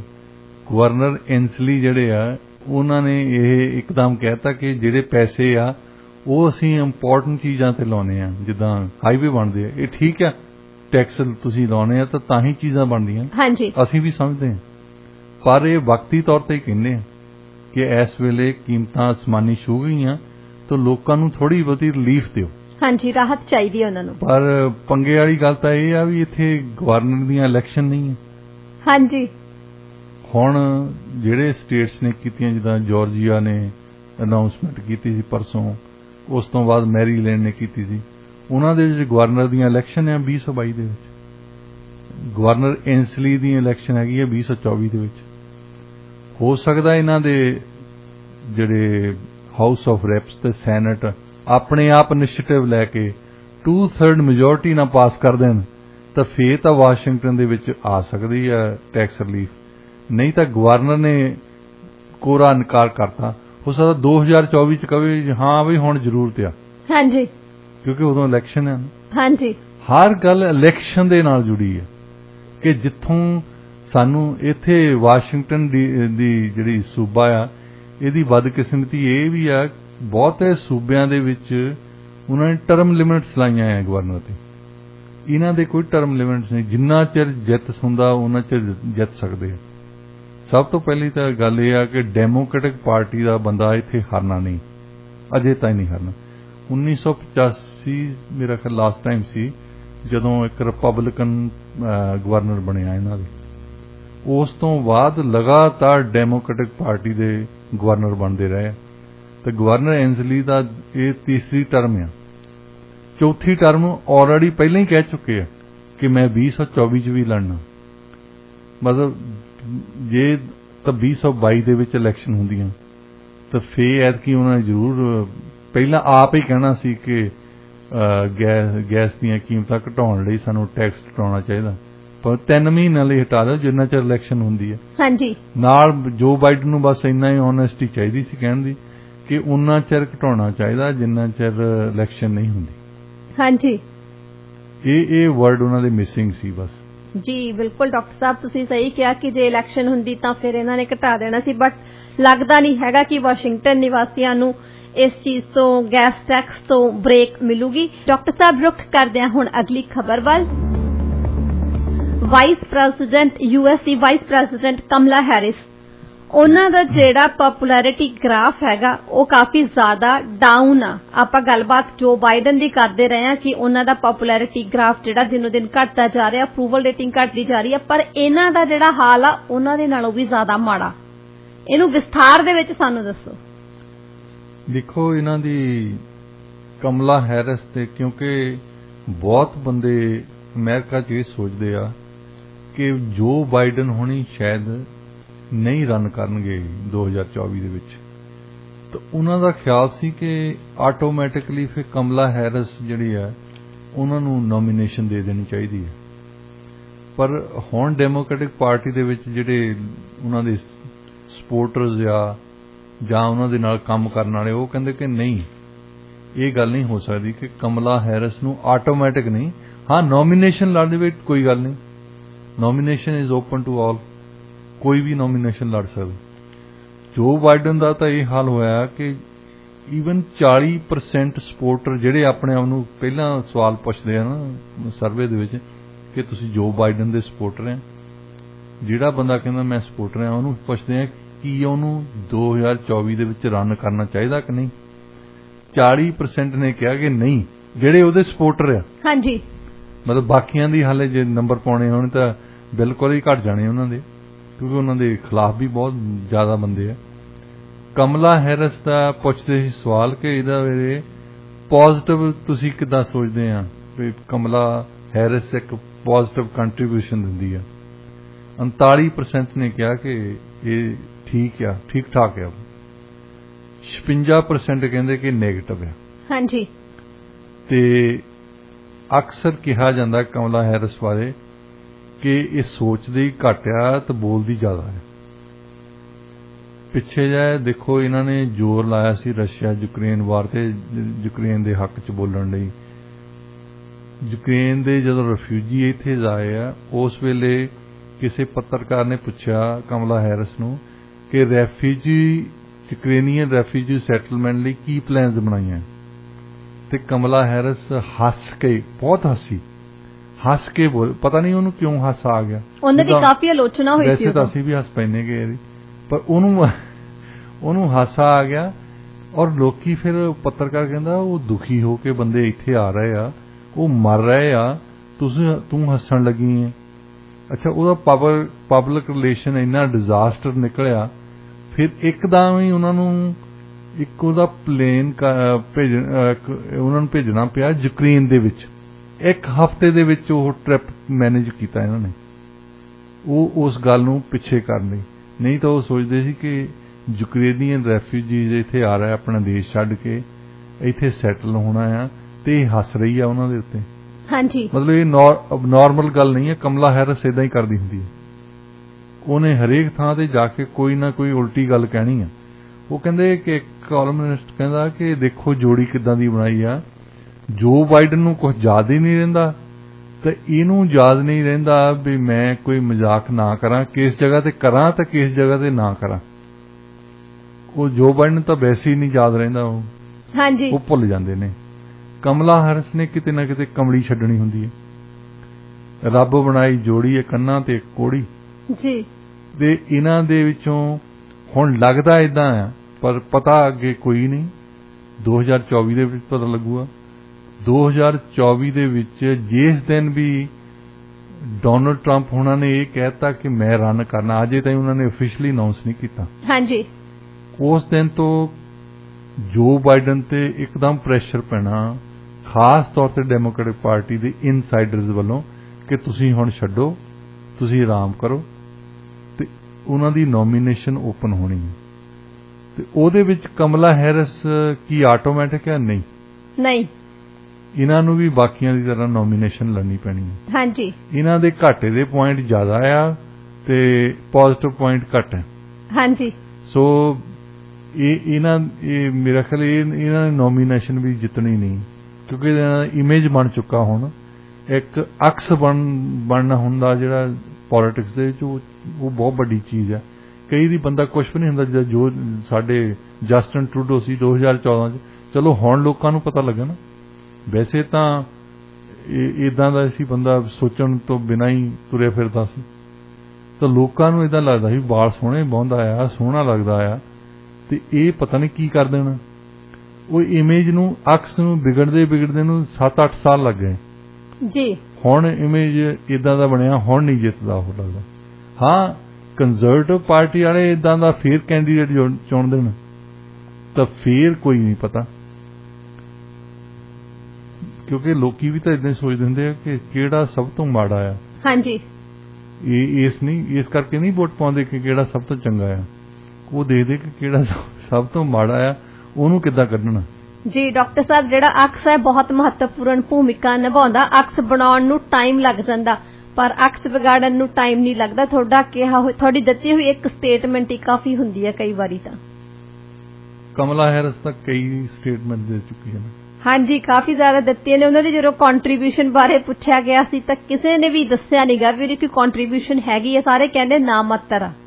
ਜਿਵੇਂ ਕਿ ਤੁਸੀਂ ਦੱਸਿਆ ਕਿ ਸਿਰਫ ਹੱਸ ਕੇ ਗੱਲ ਸ਼ੁਰੂ ਕਰ ਦਿੰਦੇ ਆ ਤੇ ਫਿਰ ਜਦੋਂ ਗੱਲਬਾਤ ਵੀ ਕਰਦੇ ਆ ਇਸ ਤਰੀਕੇ ਦੇ ਨਾਲ ਕਰਦੇ ਆ ਵੀ ਉਹਦਾ ਇਸ਼ੂ ਦੇ ਨਾਲ ਬਹੁਤਾ ਲੈਣ ਦੇਣ ਹੁੰਦਾ ਨਹੀਂ। ਕਈਆਂ ਦਾ ਹੁੰਦਾ ਨਾ ਜਿੱਦਾਂ ਲੱਲੂ ਕਰੇ ਕਵੱਲੀਆਂ ਰੱਬ ਸਿੱਧੀਆਂ ਪਾਵੇ। ਹਾਂਜੀ, ਬਿਲਕੁਲ ਤੁਸੀਂ ਸਹੀ ਕਿਹਾ। ਡਾਕਟਰ ਸਾਹਿਬ, ਯੂਰਪੀਅਨ ਯੂਨੀਅਨ ਨੇ ਯੂਕਰੇਨ ਨੂੰ ਆਪਣੀ ਮੈਂਬਰਸ਼ਿਪ ਦਾ ਦਾਅਵੇਦਾਰ ਬਣਾਇਆ। ਇਸ ਪੂਰੀ ਖਬਰ ਬਾਰੇ ਦੱਸੋ, ਇਹਦੇ ਪਿਛੋਕੜ ਬਾਰੇ ਦੱਸੋ ਤੇ ਹੁਣ ਤੱਕ ਜੋ ਵੀ ਇਸ ਖਬਰ ਦੇ ਵਿੱਚ ਹੋਇਆ ਉਹਦੇ ਬਾਰੇ ਪੂਰੀ ਸਾਨੂੰ ਵਿਸਥਾਰਪੂਰਵਕ ਜਾਣਕਾਰੀ ਦਿਓ। ਦੇਖੋ, ਕਈਆਂ ਨੇ ਇਹਦਾ ਪੜ੍ਹ ਕੇ ਤਾਂ ਇਹ ਅੰਦਾਜ਼ਾ ਲਾ ਲਿਆ ਕਿ ਯੂਕਰੇਨ ਯੂਰਪੀਅਨ ਯੂਨੀਅਨ ਦਾ ਮੈਂਬਰ ਬਣ ਗਿਆ। ਯੂਰਪੀਅਨ ਯੂਨੀਅਨ ਦੇ ਸਿਰਫ ਉਹਨਾਂ ਨੂੰ ਕੈਂਡੀਡੇਟ ਐਕਸੈਪਟ ਕੀਤਾ। ਇਹ ਬਹੁਤ ਲੰਬਾ ਪ੍ਰੋਸੈਸ ਹੁੰਦਾ ਕਿ ਤੁਸੀਂ ਪਹਿਲਾਂ ਅਪਲਾਈ ਕਰਨਾ ਤੇ ਉਸ ਤੋਂ ਬਾਅਦ ਉਹਨਾਂ ਨੇ ਕੁਝ ਸ਼ਰਤਾਂ ਰੱਖੀਆਂ ਆ ਹਰੇਕ ਦੇਸ਼ ਤੇ ਕਿ ਤੁਹਾਡੀ ਇਕਨੋਮੀ ਨੂੰ ਉਹਦੇ ਵਿੱਚ ਆਹ ਚੀਜ਼ ਹੋਣੀ ਚਾਹੀਦੀ, ਆਹ ਚੀਜ਼ ਹੋਣੀ ਚਾਹੀਦੀ ਆ। ਫਿਰ ਤੁਹਾਡੀਆਂ ਕਲਚਰਲ ਪਾਲਿਸੀਜ਼ ਕੀ ਹੋਣੀਆਂ ਚਾਹੀਦੀਆਂ, ਤੁਹਾਡੀ ਫੋਰਨ ਪਾਲਿਸੀ ਕੀ ਹੋਣੀ ਚਾਹੀਦੀ ਹੈ, ਤੁਹਾਡੀ ਸਿਕਿਉਰਿਟੀ ਪਾਲਿਸੀ ਕੀ ਹੋਣੀ ਚਾਹੀਦੀ ਹੈ। ਉਹ ਯੂਰਪੀਅਨ ਯੂਨੀਅਨ ਦੇ ਜਿਹੜੇ ਆਪਣੇ ਸੰਵਿਧਾਨ ਦੇ ਹਿਸਾਬ ਉਹਦੇ ਅਨੁਕੂਲ ਸ਼ਬਦ ਅਸੀਂ ਯੂਜ਼ ਕਰਦੇ ਨੇ, ਉਹਦੇ ਅਨੁਕੂਲ ਹੋਣੀਆਂ ਚਾਹੀਦੀਆਂ ਵੈਸੇ। ਹਾਂਜੀ। ਤਾਂ ਫਿਰ ਜਾ ਕੇ ਉਹਨਾਂ ਨੂੰ ਮੈਂਬਰਸ਼ਿਪ ਮਿਲਦੀ ਆ। ਤੁਹਾਨੂੰ ਮਿਸਾਲ ਤੇ ਦੇ ਦਿੰਦਾ ਮੈਂ, 1999 ਦੇ ਵਿੱਚ ਟਰਕੀ ਨੂੰ ਮੈਂਬਰ ਕੈਂਡੀਡੇਟ ਬਣਾਇਆ ਸੀ। ਹਾਂਜੀ। ਤੇ ਅੱਜ 23 ਸਾਲਾਂ ਬਾਅਦ ਯੂਰਪੀਅਨ ਯੂਨੀਅਨ ਦੀ ਪ੍ਰੈਜ਼ੀਡੈਂਟ ਇਹ ਕਹਿ ਰਹੀ ਆ ਕਿ ਅਜੇ ਤਾਂ ਦਹਾਕਿਆਂ ਦੀ ਗੱਲ ਆ ਟਰਕੀ ਨੂੰ ਮੈਂਬਰ ਬਣਾਉਣਾ। ਹਾਂਜੀ। ਤਾਂ ਜਿਨ੍ਹਾਂ ਨੂੰ ਅੱਜ ਕੈਂਡੀਡੇਟ ਬਣਾ ਰਹੇ ਆ ਉਹ ਦੇਖ ਲਓ ਕਿੰਨਾ ਚਿਰ ਲੱਗਣਾ ਜੀ। ਮੈਕਰੋਨ ਜਿਹੜੇ ਫ੍ਰੈਂਚ ਪ੍ਰੈਜ਼ੀਡੈਂਟ ਆ ਉਹਨਾਂ ਦੀ ਸਟੇਟਮੈਂਟ ਬੜੀ ਦਿਲਚਸਪ ਸੀ। ਅਸੀਂ ਕਈ ਵਾਰੀ ਜਿਹੜੇ ਅਡਲਟ ਹੁੰਦੇ ਆ ਉਹਨਾਂ ਨੇ ਤੁਸੀਂ ਆਪਣੇ ਵੱਡੇ ਟੇਬਲ ਤੇ ਬੈਠ ਕੇ ਡਾਈਨਿੰਗ ਟੇਬਲ ਤੇ ਬੈਠ ਕੇ ਖਾਂਦੇ ਨਾ, ਤੇ ਕਈਆਂ ਬੰਦਿਆਂ ਨੇ ਛੋਟਾ ਜਿਹਾ ਟੇਬਲ ਇੱਕ ਲਾਇਆ ਹੁੰਦਾ ਬੱਚਿਆਂ ਲਈ। ਹਾਂਜੀ। ਜਿਸ 'ਚ ਬੱਚੇ ਬੈਠ ਕੇ ਖਾਂਦੇ ਆ। ਉਹਨਾਂ ਨੂੰ ਪੁੱਛਿਆ ਕਿ ਯੂਕਰੇਨ ਨੂੰ ਮੈਂਬਰਸ਼ਿਪ ਦੇਣੀ ਚਾਹੀਦੀ ਕਿ ਨਹੀਂ। ਉਹ ਕਹਿੰਦੇ ਏਦਾਂ ਕਰੋ, ਤੁਸੀਂ ਇਹਨਾਂ ਲਈ ਕਿੱਡੀ ਟੇਬਲ ਬਣਾ ਦਿਓ, ਇੱਕ ਯੂਕਰੇਨ ਵਾਲੇ ਬੈਠਣ ਜਿੱਥੇ ਤੇ ਹੋਰ ਪੋਟੈਂਸ਼ੀਅਲ ਮੈਂਬਰ ਜਿਹੜੇ ਸਾਡੇ, ਮਤਲਬ ਉਹ ਮਜ਼ਾਕ ਕੀਤਾ ਉਹਨਾਂ ਨੇ, ਤੰਜ ਕੱਸਿਆ ਕਿ ਇਹ ਇੰਨਾ ਸੌਖਾ ਨਹੀਂ ਹੈ ਉਹਨਾਂ ਨੂੰ ਮੈਂਬਰ ਬਣਨਾ। ਬਹੁਤ ਚੀਜ਼ਾਂ ਆ ਜਿਹੜੀਆਂ ਉਹਨਾਂ ਨੂੰ ਸਾਨੂੰ ਸਾਬਤ ਕਰਨੀਆਂ ਪੈਣੀਆਂ ਕਿ ਉਹ ਯੂਰਪੀਅਨ ਕੰਟਰੀਜ਼ ਵਾਂਗੂ ਉਹ ਪਾਲਿਸੀਜ਼ ਲਾਗੂ ਕਰਦੇ ਆ ਜਾਂ ਨਹੀਂ ਕਰਦੇ। ਕਈ ਏਰੀਆ, ਇੱਕ ਏਰੀਆ ਨਹੀਂ ਹੈ ਵੀ ਸਾਡੀ ਇਕਨੋਮੀ ਠੀਕ ਆ, ਫ੍ਰੀ ਐਂਟਰਪ੍ਰਾਈਜ਼ ਆ, ਫਲਾਨਾ ਆ, ਲੈਜ਼ੇ ਫੇਅਰ ਆ। ਇਹ ਤਾਂ ਇੱਕ ਚੀਜ਼ ਆ ਨਾ। ਤੁਹਾਡੀ ਕਲਚਰਲ ਪਾਲਿਸੀ ਕੀ ਆ, ਤੁਹਾਡੀਆਂ ਹਿਊਮਨ ਰਾਈਟਸ ਕਿੰਨੇ ਕੁ ਅਬਜ਼ਰਵ ਕਰਦੇ ਤੁਸੀਂ, ਤੁਹਾਡੇ ਫੋਰਨ ਪਾਲਿਸੀ ਕੀ ਆ, ਸਿਕਿਉਰਿਟੀ ਪਾਲਿਸੀ ਕੀ ਆ। ਇਹ ਸਾਰੀਆਂ ਪਾਲਿਸੀਜ਼ ਯੂਰਪੀਅਨ ਯੂਨੀਅਨ ਦੀਆਂ ਸ਼ਰਤਾਂ ਦੇ ਨਾਲ ਮੰਨਣੀਆਂ ਚਾਹੀਦੀਆਂ, ਲਾਗੂ ਹੋਣੀਆਂ ਚਾਹੀਦੀਆਂ, ਫਿਰ ਜਾ ਕੇ ਉਹਨਾਂ ਨੂੰ ਮੈਂਬਰਸ਼ਿਪ ਮਿਲਦੀ। ਹਾਂਜੀ। ਤੇ ਇਹਦੇ ਹਿਸਾਬ ਦੇ ਨਾਲ ਅਜੇ ਵੀ ਉਹ ਦਹਾਕਿਆਂ ਦੂਰ ਬੈਠੇ ਆ। ਹਾਂਜੀ। ਤੇ ਬਾਕੀ ਜਿਹੜੀ ਗੱਲ ਹੋ ਗਈ ਹੈ, ਟਰਕੀ ਵਾਲਿਆਂ ਨੇ ਸਭ ਤੋਂ ਪਹਿਲਾਂ ਰੌਲਾ ਪਾਉਣਾ ਸ਼ੁਰੂ ਕਰ ਦੇਣਾ ਕਿ ਸਾਨੂੰ ਤੁਸੀਂ 1999 ਦੇ ਵਿੱਚ ਮੈਂਬਰ ਕੈਂਡੀਡੇਟ ਤੌਰ ਤੇ ਰੱਖਿਆ ਸੀ। 23 ਸਾਲਾਂ ਦੇ ਵਿੱਚ ਇਹ ਨਹੀਂ ਫੈਸਲਾ ਕਰ ਸਕੇ ਕਿ ਟਰਕੀ ਸਾਡਾ ਮੈਂਬਰ ਹੈ ਜਾਂ ਨਹੀਂ। ਹਾਂਜੀ। ਸਿਕਿਉਰਿਟੀ ਪਾਲਿਸੀ ਜਿਹੜੀ ਆ ਦੇਖੋ, ਉਹ ਨੇਟੋ ਦੇ ਮੈਂਬਰ ਹੈ। ਜੇ ਨੇਟੋ ਦੇ ਮੈਂਬਰ ਆ ਤਾਂ ਉਹਨਾਂ ਦੀ ਯੂਰਪੀਅਨ ਯੂਨੀਅਨ ਦੇ ਨਾਲ ਸਿਕਿਉਰਿਟੀ ਪਾਲਿਸੀ ਰਲਦੀ ਹੈ। ਹਾਂ, ਫੋਰਨ ਪਾਲਿਸੀ ਤਾਂ ਸ਼ਾਇਦ ਉਹਨਾਂ ਦੀ ਕਿੰਤੂ ਪਰੰਤੂ ਹੋਵੇ, ਕਿਉਂਕਿ ਉਹਨਾਂ ਦੀ ਫੋਰਨ ਪਾਲਿਸੀ ਹੈਗੀ ਆ ਕਿ ਰਸ਼ੀਆ ਦੇ ਨਾਲ ਵੀ ਬਣਾ ਕੇ ਰੱਖਣੀ ਹੈ ਤੇ ਅਮਰੀਕਾ ਦੇ ਨਾਲ ਵੀ ਬਣਾ ਕੇ ਰੱਖਣੀ ਹੈ। ਆਪਣੇ ਗੁਆਂਢੀ ਮੁਲਕਾਂ ਨੇ ਐਕਸੈਪਟ ਗ੍ਰੀਸ। ਹਾਂਜੀ। ਗ੍ਰੀਸ ਦੇ ਨਾਲ ਉਹਨਾਂ ਦੀ ਲੜਾਈ ਲੱਗੀ ਹੈ। ਸਾਈਪ੍ਰਸ ਦਾ ਇੱਕ ਆਈਲੈਂਡ ਆ, ਉੱਥੇ ਤੁਸੀਂ ਜਾ ਕੇ ਦੇਖੋ, ਇੱਕ ਪਾਸੇ ਗ੍ਰੀਕ ਏਰੀਆ ਆ, ਇੱਕ ਪਾਸੇ ਟਰਕੀ ਕੰਟਰੋਲ ਕਰਦਾ। ਉਹਨਾਂ ਦੇ ਵਿੱਚ UN ਦੀ ਪੀਸ ਕੀਪਿੰਗ ਵਾਲੇ ਬੈਠੇ ਆ। ਜਿੱਦਣ ਹੀ ਉਹ ਉੱਥੋਂ ਉੱਠ ਕੇ ਆ ਗਏ ਉਦਣ ਹੀ ਲੜਾਈ ਸ਼ੁਰੂ ਹੋ ਜਾਣੀ। ਹਾਂਜੀ। ਇੰਨੀਆਂ ਟੈਨਸ਼ਨਸ ਆ।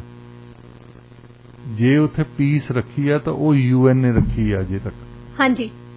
ਸੋ ਇਸ ਕਰਕੇ ਹੁਣ ਜਿਹੜੀ ਟਰਕੀ ਦੀ ਪਾਲਿਸੀ ਰਹੀ ਹੈ ਕਿ ਉਹਨਾਂ ਨੇ ਰਸ਼ੀਆ ਦੇ ਨਾਲ ਜਿਹੜਾ ਜ਼ਿਆਦਾ ਹੀ ਰਹਿਮਤੀ ਦਿਖਾਈ ਹੈ। ਹਾਂਜੀ, ਹਮਦਰਦੀ ਦਿਖਾਈ ਆ। ਉਹਨਾਂ ਨੇ ਕਿਹਾ ਕਿ ਇਹ ਤੁਸੀਂ ਜੇ ਗੱਲ ਕਰਨੀ ਹੈ ਯੂਕਰੇਨ ਨਾਲ, ਸਾਡੇ ਆ ਕੇ ਕਰ ਲਿਆ ਕਰੋ। ਹਾਂਜੀ। ਇਹ ਵੀ ਮਤਲਬ ਥਰਡ ਪਾਰਟੀ ਮੀਡੀਏਸ਼ਨ ਵੀ ਇੰਟਰਨੈਸ਼ਨਲ ਪੋਲਿਟਿਕਸ ਦੇ ਵਿੱਚ ਬਹੁਤ ਮਹੱਤਵਪੂਰਨ ਹੈ। ਇਜ਼ਰਾਈਲ ਵਾਲੇ ਤਾਂ ਪੈਲਸਟੀਨੀਅਨਸ ਇੱਕ ਦੂਜੇ ਨਾਲ ਗੱਲ ਨਹੀਂ ਸੀ ਕਰਦੇ। ਨਾਰਵੇ ਵਾਲਿਆਂ ਨੇ ਕਿਹਾ ਕਿ ਤੁਸੀਂ ਸਾਡੇ ਆ ਜਾਓ, ਤੁਸੀਂ ਇੱਕ ਦੂਜੇ ਨਾਲ ਨਾ ਇਜ਼ਰਾਈਲ ਨੇ ਪੈਲਸਟਾਈਨ ਜਾਣਾ, ਪੈਲਸਟੀਨ ਨੂੰ ਤੁਸੀਂ ਇਜ਼ਰਾਈਲ 'ਚ ਨਹੀਂ ਬਣਨ ਦੇਣਾ, ਤੁਸੀਂ ਦੋਏ ਇੱਥੇ ਸਾਡੇ ਆ ਕੇ ਔਸਲੋ ਗੱਲਬਾਤ ਕਰੋ। ਉੱਥੇ ਗੱਲਾਂ ਬਾਤਾਂ ਕਾਫੀ ਸਾਲ ਚੱਲੀਆਂ। ਵੈਸੇ ਫਾਈਨਲੀ ਉਹਨਾਂ ਨੇ ਸਮਝੌਤਾ ਕਰ ਲਿਆ, ਜਿਹਨੂੰ ਔਸਲੋ ਐਗਰੀਮੈਂਟ ਕਹਿੰਦੇ। ਔਸਲੋ ਸ਼ਹਿਰ ਹੈ ਉਹਨਾਂ ਦਾ, ਹਾਂਜੀ, ਜਿੱਥੇ ਰਾਜਧਾਨੀ ਹੈ। ਉੱਥੇ ਉਹਨਾਂ ਨੇ ਫਿਰ ਐਗਰੀਮੈਂਟ ਕੀਤਾ ਕਿ ਸਾਡੇ ਪੈਲਸਟੀਨੀਅਨ ਦੇ ਕੋਲ ਵੀ ਸਟੇਟ ਹੋਣੀ ਚਾਹੀਦੀ ਆ, ਜਿੱਦਾਂ 1948 ਦੇ UN ਰੈਜ਼ੋਲੂਸ਼ਨ ਨੇ ਇਹ ਕਿਹਾ ਸੀ ਕਿ ਦੋਏ ਸਟੇਟਾਂ ਸਾਈਡ ਬਾਈ ਸਾਈਡ ਹੋਣੀਆਂ ਚਾਹੀਦੀਆਂ, ਇੱਕ ਪੈਲਸਟਾਈਨ ਦੀ ਤੇ ਇੱਕ ਇਜ਼ਰਾਈਲ ਦੀ। ਪੈਲਸਟੀਨੀਅਨ ਲੀਡਰਸ਼ਿਪ 1948 ਦੇ ਵਿੱਚ ਚੱਕੀ ਚਕਾਈ ਅਰਬਾਂ ਦੀ ਨਾ, ਤੇ ਉਹਨਾਂ ਨੇ ਜਾ ਕੇ ਹਮਲਾ ਕਰਤਾ ਇਜ਼ਰਾਈਲ ਤੇ, ਅਸੀਂ ਇਹਨਾਂ ਦਾ ਦੇਸ਼ ਬਣਨ ਨਹੀਂ ਦੇਣਾ। ਜਿਸ ਮੁਲਕ ਦੇ ਪਿੱਛੇ ਸਾਰੀਆਂ ਹੀ ਸੁਪਰ ਪਾਵਰਸ ਹੋਣ, ਸਿਕਿਉਰਿਟੀ ਕੌਂਸਲ ਉਹਨਾਂ ਦੇ ਪਿੱਛੇ ਸੀ ਜਿਨ੍ਹਾਂ ਨੇ ਰੈਜ਼ੋਲੂਸ਼ਨ ਪਾਸ ਕੀਤਾ, ਉਸ ਮੁਲਕ ਨੂੰ ਤੁਸੀਂ ਮਾਰ ਨਹੀਂ ਸਕਦੇ। ਔਰ ਉਸ ਕੌਮ ਨੂੰ ਜਿਨ੍ਹਾਂ ਨੇ ਹਰ ਦੁੱਖ ਝੱਲਿਆ ਹੋਵੇ ਯੂਰਪ ਦੇ ਵਿੱਚ, ਕੋਈ ਦੇਸ਼ ਇੱਦਾਂ ਦਾ ਨਹੀਂ ਸੀ ਯੂਰਪ ਦੇ ਵਿੱਚ ਜਿਨ੍ਹਾਂ ਨੇ ਯਹੂਦੀਆਂ ਨੂੰ ਨਾ ਮਾਰਿਆ। ਉਹਨਾਂ ਦੇ ਮਨ ਦੇ ਵਿੱਚ ਸੀ ਕਿ ਅਸੀਂ ਮਰ ਤਾਂ ਜਾਵਾਂਗੇ ਪਰ ਇੱਥੋਂ ਹਿੱਲਦੇ ਨਹੀਂ। ਉਹਨਾਂ ਨੇ ਪੈਲਸਟਾਈਨ ਵੀ ਟੇਕ ਓਵਰ ਕਰ ਲਿਆ। ਹਾਂਜੀ, ਪੈਲਸਟੀਨੀਅਨਸ ਗਏ ਉਹਨਾਂ ਨੂੰ ਖਤਮ ਕਰਨ, ਇਜ਼ਰਾਈਲ ਵਾਲਿਆਂ ਨੂੰ, ਇਜ਼ਰਾਈਲ ਵਾਲਿਆਂ ਨੇ ਪੈਲਸਟੀਨੀਅਨ ਖਤਮ ਕਰਤੇ। ਅੱਜ ਤੱਕ ਇਹ ਸਾਡੇ ਲੋਕਾਂ ਨੂੰ ਸੁਣਨ ਦੀ ਗੱਲ ਆ, ਅੱਜ ਤੱਕ ਪੈਲਸਟੀਨੀਅਨ ਦਰ ਤੁਰੇ ਫਿਰਦੇ ਆ ਹਰ ਇੱਕ ਦੇਸ਼ ਦੇ ਵਿੱਚ। ਮੰਗ ਤੇ ਬਣਾਤਾ ਉਹਨਾਂ ਨੂੰ 1948 ਦੀ ਇੱਕ ਫੈਸਲਾ ਲੈਣ ਤੇ ਉਹਨਾਂ ਦੀ ਲੀਡਰਸ਼ਿਪ ਨੇ। ਤੁਸੀਂ ਅੱਖਾਂ ਮੀਟ ਕੇ ਕੰਨ ਮੀਟ ਕੇ ਸੁਣਦੇ ਰਹਿੰਦੇ ਆ, ਕੋਈ ਤੁਹਾਨੂੰ ਕਹਿੰਦੇ ਸਾਨੂੰ ਤਾਂ ਰੋਟੀ ਮਿਲਣੀ ਚਾਹੀਦੀ, ਸਾਨੂੰ ਤਾਂ ਸਾਡਾ ਤਾਂ ਘਰ ਫ੍ਰੀ ਹੋਣਾ ਚਾਹੀਦਾ, ਬਾਹਰ ਜੋ ਹੁੰਦਾ ਪੋਲਿਟਿਕਸ ਜੋ ਮਰਜ਼ੀ ਹੁੰਦਾ ਹੋਵੇ। ਇਹ ਗੱਲਾਂ ਸੋਚਣੀਆਂ ਬੰਦ ਕਰ ਦਿਓ, ਤੁਹਾਡੇ ਤੇ ਅਸਰ ਪੈਂਦਾ ਆ। ਜਿਹੜਾ 1947 ਚ ਸਾਡਾ ਬਟਵਾਰਾ ਹੋਇਆ ਸੀ, ਉਹਨਾਂ ਪਰਿਵਾਰਾਂ ਨੇ ਸਾਈਨ ਨਹੀਂ ਸੀ ਕੀਤੇ ਐਗਰੀਮੈਂਟ ਤੇ, ਪਰ ਉਹਨਾਂ ਨੇ ਆਪਣੇ ਬੱਚੇ ਸਿਰ ਤੇ ਚੱਕ ਕੇ, ਮੋਢਿਆਂ ਤੇ ਚੱਕ ਕੇ, ਉਹ ਪਾਕਿਸਤਾਨ ਤੋਂ ਇੱਧਰ ਆਏ, ਇੱਧਰੋਂ ਪਾਕਿਸਤਾਨ ਨੂੰ ਗਏ ਬੰਦੇ। 10 ਲੱਖ ਬੰਦੇ ਮਾਰੇ ਗਏ ਉਸ ਲੜਾਈ ਦੇ ਵਿੱਚ। ਜਿਹੜੇ ਮਰੇ ਸੀ ਉਹਨਾਂ ਨੇ ਤਾਂ ਸਾਈਨ ਨਹੀਂ ਸੀ ਕੀਤੇ। ਉਹ ਵੀ ਉਹਨਾਂ ਦੇ ਵਿੱਚੋਂ ਹੋਣੇ ਜਿਹੜੇ ਕਹਿੰਦੇ ਹੋਣੇ ਅਸੀਂ ਨਹੀਂ ਸੁਣਨਾ, ਅਸੀਂ ਨਹੀਂ ਦੇਖਣਾ, ਸਾਨੂੰ ਕੋਈ ਪਰਵਾਹ ਨਹੀਂ। ਪਰਵਾਹ ਹੁੰਦੀ ਆ ਜਿਹੜੀ ਲੀਡਰਸ਼ਿਪ ਤੁਹਾਡੀ ਆ ਸਾਈਨ ਕਰਦੀ ਹੈ, ਜਿਹੜੀ ਲੀਡਰਸ਼ਿਪ ਤੁਹਾਡੀ ਐਕਸ਼ਨ ਕਰਦੀ ਹੈ, ਉਹਦਾ ਅਸਰ ਤੁਹਾਡੇ ਤੇ ਤੁਹਾਡੇ ਬੱਚਿਆਂ ਤੇ ਜ਼ਰੂਰ ਪੈਂਦਾ ਹੈ। ਹਾਂਜੀ, ਬਿਲਕੁਲ ਡਾਕਟਰ ਸਾਹਿਬ, ਜਿਵੇਂ ਕਿ ਇਨਫਲੇਸ਼ਨ ਨੇ ਪਿਛਲੇ ਕਈ ਸਾਲਾਂ ਦੇ 40 ਸਾਲਾਂ ਦੇ ਰੈਕੋਰਡ ਤੋੜੇ ਆ, ਤੇ ਯੂਜੂਅਲੀ ਇਹਦਾ ਜਿਹੜਾ ਸਾਰੇ ਜਾਣੇ ਕਹਿੰਦੇ ਆ ਕਿ ਜਿਹੜੀ ਲੜਾਈ ਲੱਗੀ ਆ ਯੂਕਰੇਨ ਦੀ ਐਂਡ ਰਸ਼ੀਆ ਦੀ ਵੀ ਉਹਦੇ ਕਰਕੇ ਆ, ਪਰ US ਫੈਡਰਲ ਰਿਜ਼ਰਵ ਦੇ ਚੇਅਰਮੈਨ ਨੇ ਵਾਈਟ ਹਾਊਸ ਦੇ ਇਸ ਦਾਅਵੇ ਨੂੰ ਰੱਦ ਕਰ ਦਿੱਤਾ ਕਿ ਦੇਸ਼ ਵਿੱਚ ਵੱਧ ਰਹੀ ਜਿਹੜੀ ਮਹਿੰਗਾਈ ਆ, ਇਨਫਲੇਸ਼ਨ ਆ, ਇਹ ਯੂਕਰੇਨ ਦੇ ਵਿੱਚ ਆਏ ਸੰਕਟ ਕਾਰਨ ਆ। ਇਸ ਪੂਰੀ ਖਬਰ ਬਾਰੇ ਸਾਨੂੰ ਦੱਸੋ। US ਰਿਜ਼ਰਵ ਜਿਹੜਾ ਦਾ ਚੇਅਰ ਆ, ਉਹ ਸਾਡੇ ਬੈਂਕ ਆਫ ਕੈਨੇਡਾ ਦੇ ਹੈੱਡ ਦੇ ਬਰਾਬਰ ਹੈ। ਉਹਨੇ ਜਾ ਕੇ ਕਾਂਗਰਸ ਦੀ ਹੀਅਰਿੰਗ ਚੱਲ ਰਹੀ ਹੈ ਇਨਫਲੇਸ਼ਨ ਬਾਰੇ। ਜੋ ਬਾਈਡਨ ਨੇ ਵਾਰ-ਵਾਰ ਇਹ ਕਿਹਾ ਕਿ ਰਸ਼ੀਆ ਤੇ ਯੂਕਰੇਨ ਦੀ ਜਿਹੜੀ ਲੜਾਈ ਚੱਲ ਰਹੀ ਹੈ ਉਹਦਾ ਕਰਕੇ ਇਨਫਲੇਸ਼ਨ ਹੋ ਗਈ। ਸਾਡੇ ਵੀ ਕਈ ਵਾਰੀ ਪ੍ਰਾਈਮ ਮਿਨਿਸਟਰ ਕਹਿੰਦੇ ਆ, ਬਹੁਤ ਦੇਸ਼ਾਂ ਨੇ ਇਹ ਜਿੱਦਾਂ ਇੱਕ ਜੋਕਰ ਬਣਾਇਆ, ਜਿੱਦਾਂ ਜੋਕਰ ਨਹੀਂ ਹੁੰਦਾ ਤਾਸ਼ ਦੇ ਵਿੱਚ, ਕਿ ਹਰ ਇੱਕ ਜਗ੍ਹਾ ਤੇ ਉਹਨੂੰ ਵਰਤ ਲੈਣਾ। ਤੇ US ਰਿਜ਼ਰਵ ਦੇ ਚੇਅਰ ਉਹਨਾਂ ਨੇ ਕਿਹਾ ਕਿ ਇਹ ਸਭ ਤੋਂ ਪਹਿਲਾਂ ਰਸ਼ੀਆ ਦੇ ਯੂਕਰੇਨ ਦੀ ਲੜਾਈ ਤੋਂ ਲੱਗਣ ਤੋਂ ਪਹਿਲਾਂ ਇਨਫਲੇਸ਼ਨ ਆ ਗਈ ਸੀ। ਉਹ ਸਮਝਣ ਦੀ ਲੋੜ ਹੈ ਕਿ ਹੋਰ ਵੀ ਕਈ ਕਾਰਨ ਆ ਜਿਨ੍ਹਾਂ ਦੇ ਵਿੱਚ ਰਸ਼ੀਆ ਤੇ ਯੂਕਰੇਨ ਦੀ ਲੜਾਈ ਵੀ ਇੱਕ ਕਾਰਨ ਹੈ। ਜਿੱਦਾਂ ਕਹਿੰਦੇ ਨੇ ਨਾ, ਗਮ ਔਰ ਵੀ ਹੈ ਦੁਨੀਆ ਮੇਂ ਮੁਹੱਬਤ ਕੇ ਸਿਵਾ। ਹਾਂਜੀ, ਤੇ ਇਹਦੇ ਵਿੱਚ ਹੋਰ ਕਈ ਗੱਲਾਂ ਆਉਂਦੀਆਂ। ਸਪਲਾਈ ਚੇਨ ਸਾਡੀ ਡਿਸਰਪਟ ਹੋ ਗਈ।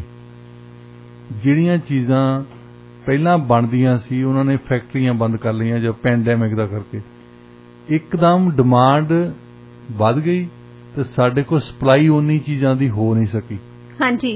ਕਿਉਂਕਿ ਜਿਹੜੀਆਂ ਫੈਕਟਰੀਜ਼ ਬੰਦ ਹੋਈਆਂ ਆ, ਜਿਹੜੀਆਂ ਚੀਜ਼ਾਂ ਬਣਾਉਣੀਆਂ ਬੰਦ ਕੀਤੀਆਂ, ਜਿਨ੍ਹਾਂ ਦਾ ਟ੍ਰੇਡ ਬੰਦ ਹੋਇਆ ਆ, ਉਹ ਹੌਲੀ ਹੌਲੀ ਮਾਰਕੀਟ ਦੇ ਵਿੱਚ ਆਉਂਦੀਆਂ ਨਾ। ਤਾਂ ਇਸ ਕਰਕੇ ਡਿਮਾਂਡ ਦੇ ਇੱਕਦਮ ਵਧਣਾ ਪੈਂਡੈਮਿਕ ਦੇ ਐਂਡ ਤੇ ਫਟਾਫਟ ਇੱਕ ਕਾਰਨ ਇਹ ਆ, ਹੋਰ ਵੀ ਕਈ ਕਾਰਨ ਜਿਹਦਾ ਕਰਕੇ ਇਨਫਲੇਸ਼ਨ ਜ਼ਿਆਦਾ ਹੋਈ ਹੈ। ਹਾਂਜੀ। ਸਾਡੇ ਦੂਸਰਾ ਇੱਕ ਕਾਰਨ ਇਹ ਵੀ ਸੀ ਕਿ ਇੰਟਰਸਟ ਰੇਟ ਬੜੇ ਲੋ ਸੀ ਤੇ ਲੋਕੀ ਡਰਦੇ ਨਹੀਂ ਸੀ ਕਿ ਕਿੰਨਾ ਲੋਨ ਲਿਆ ਜਾਵੇ।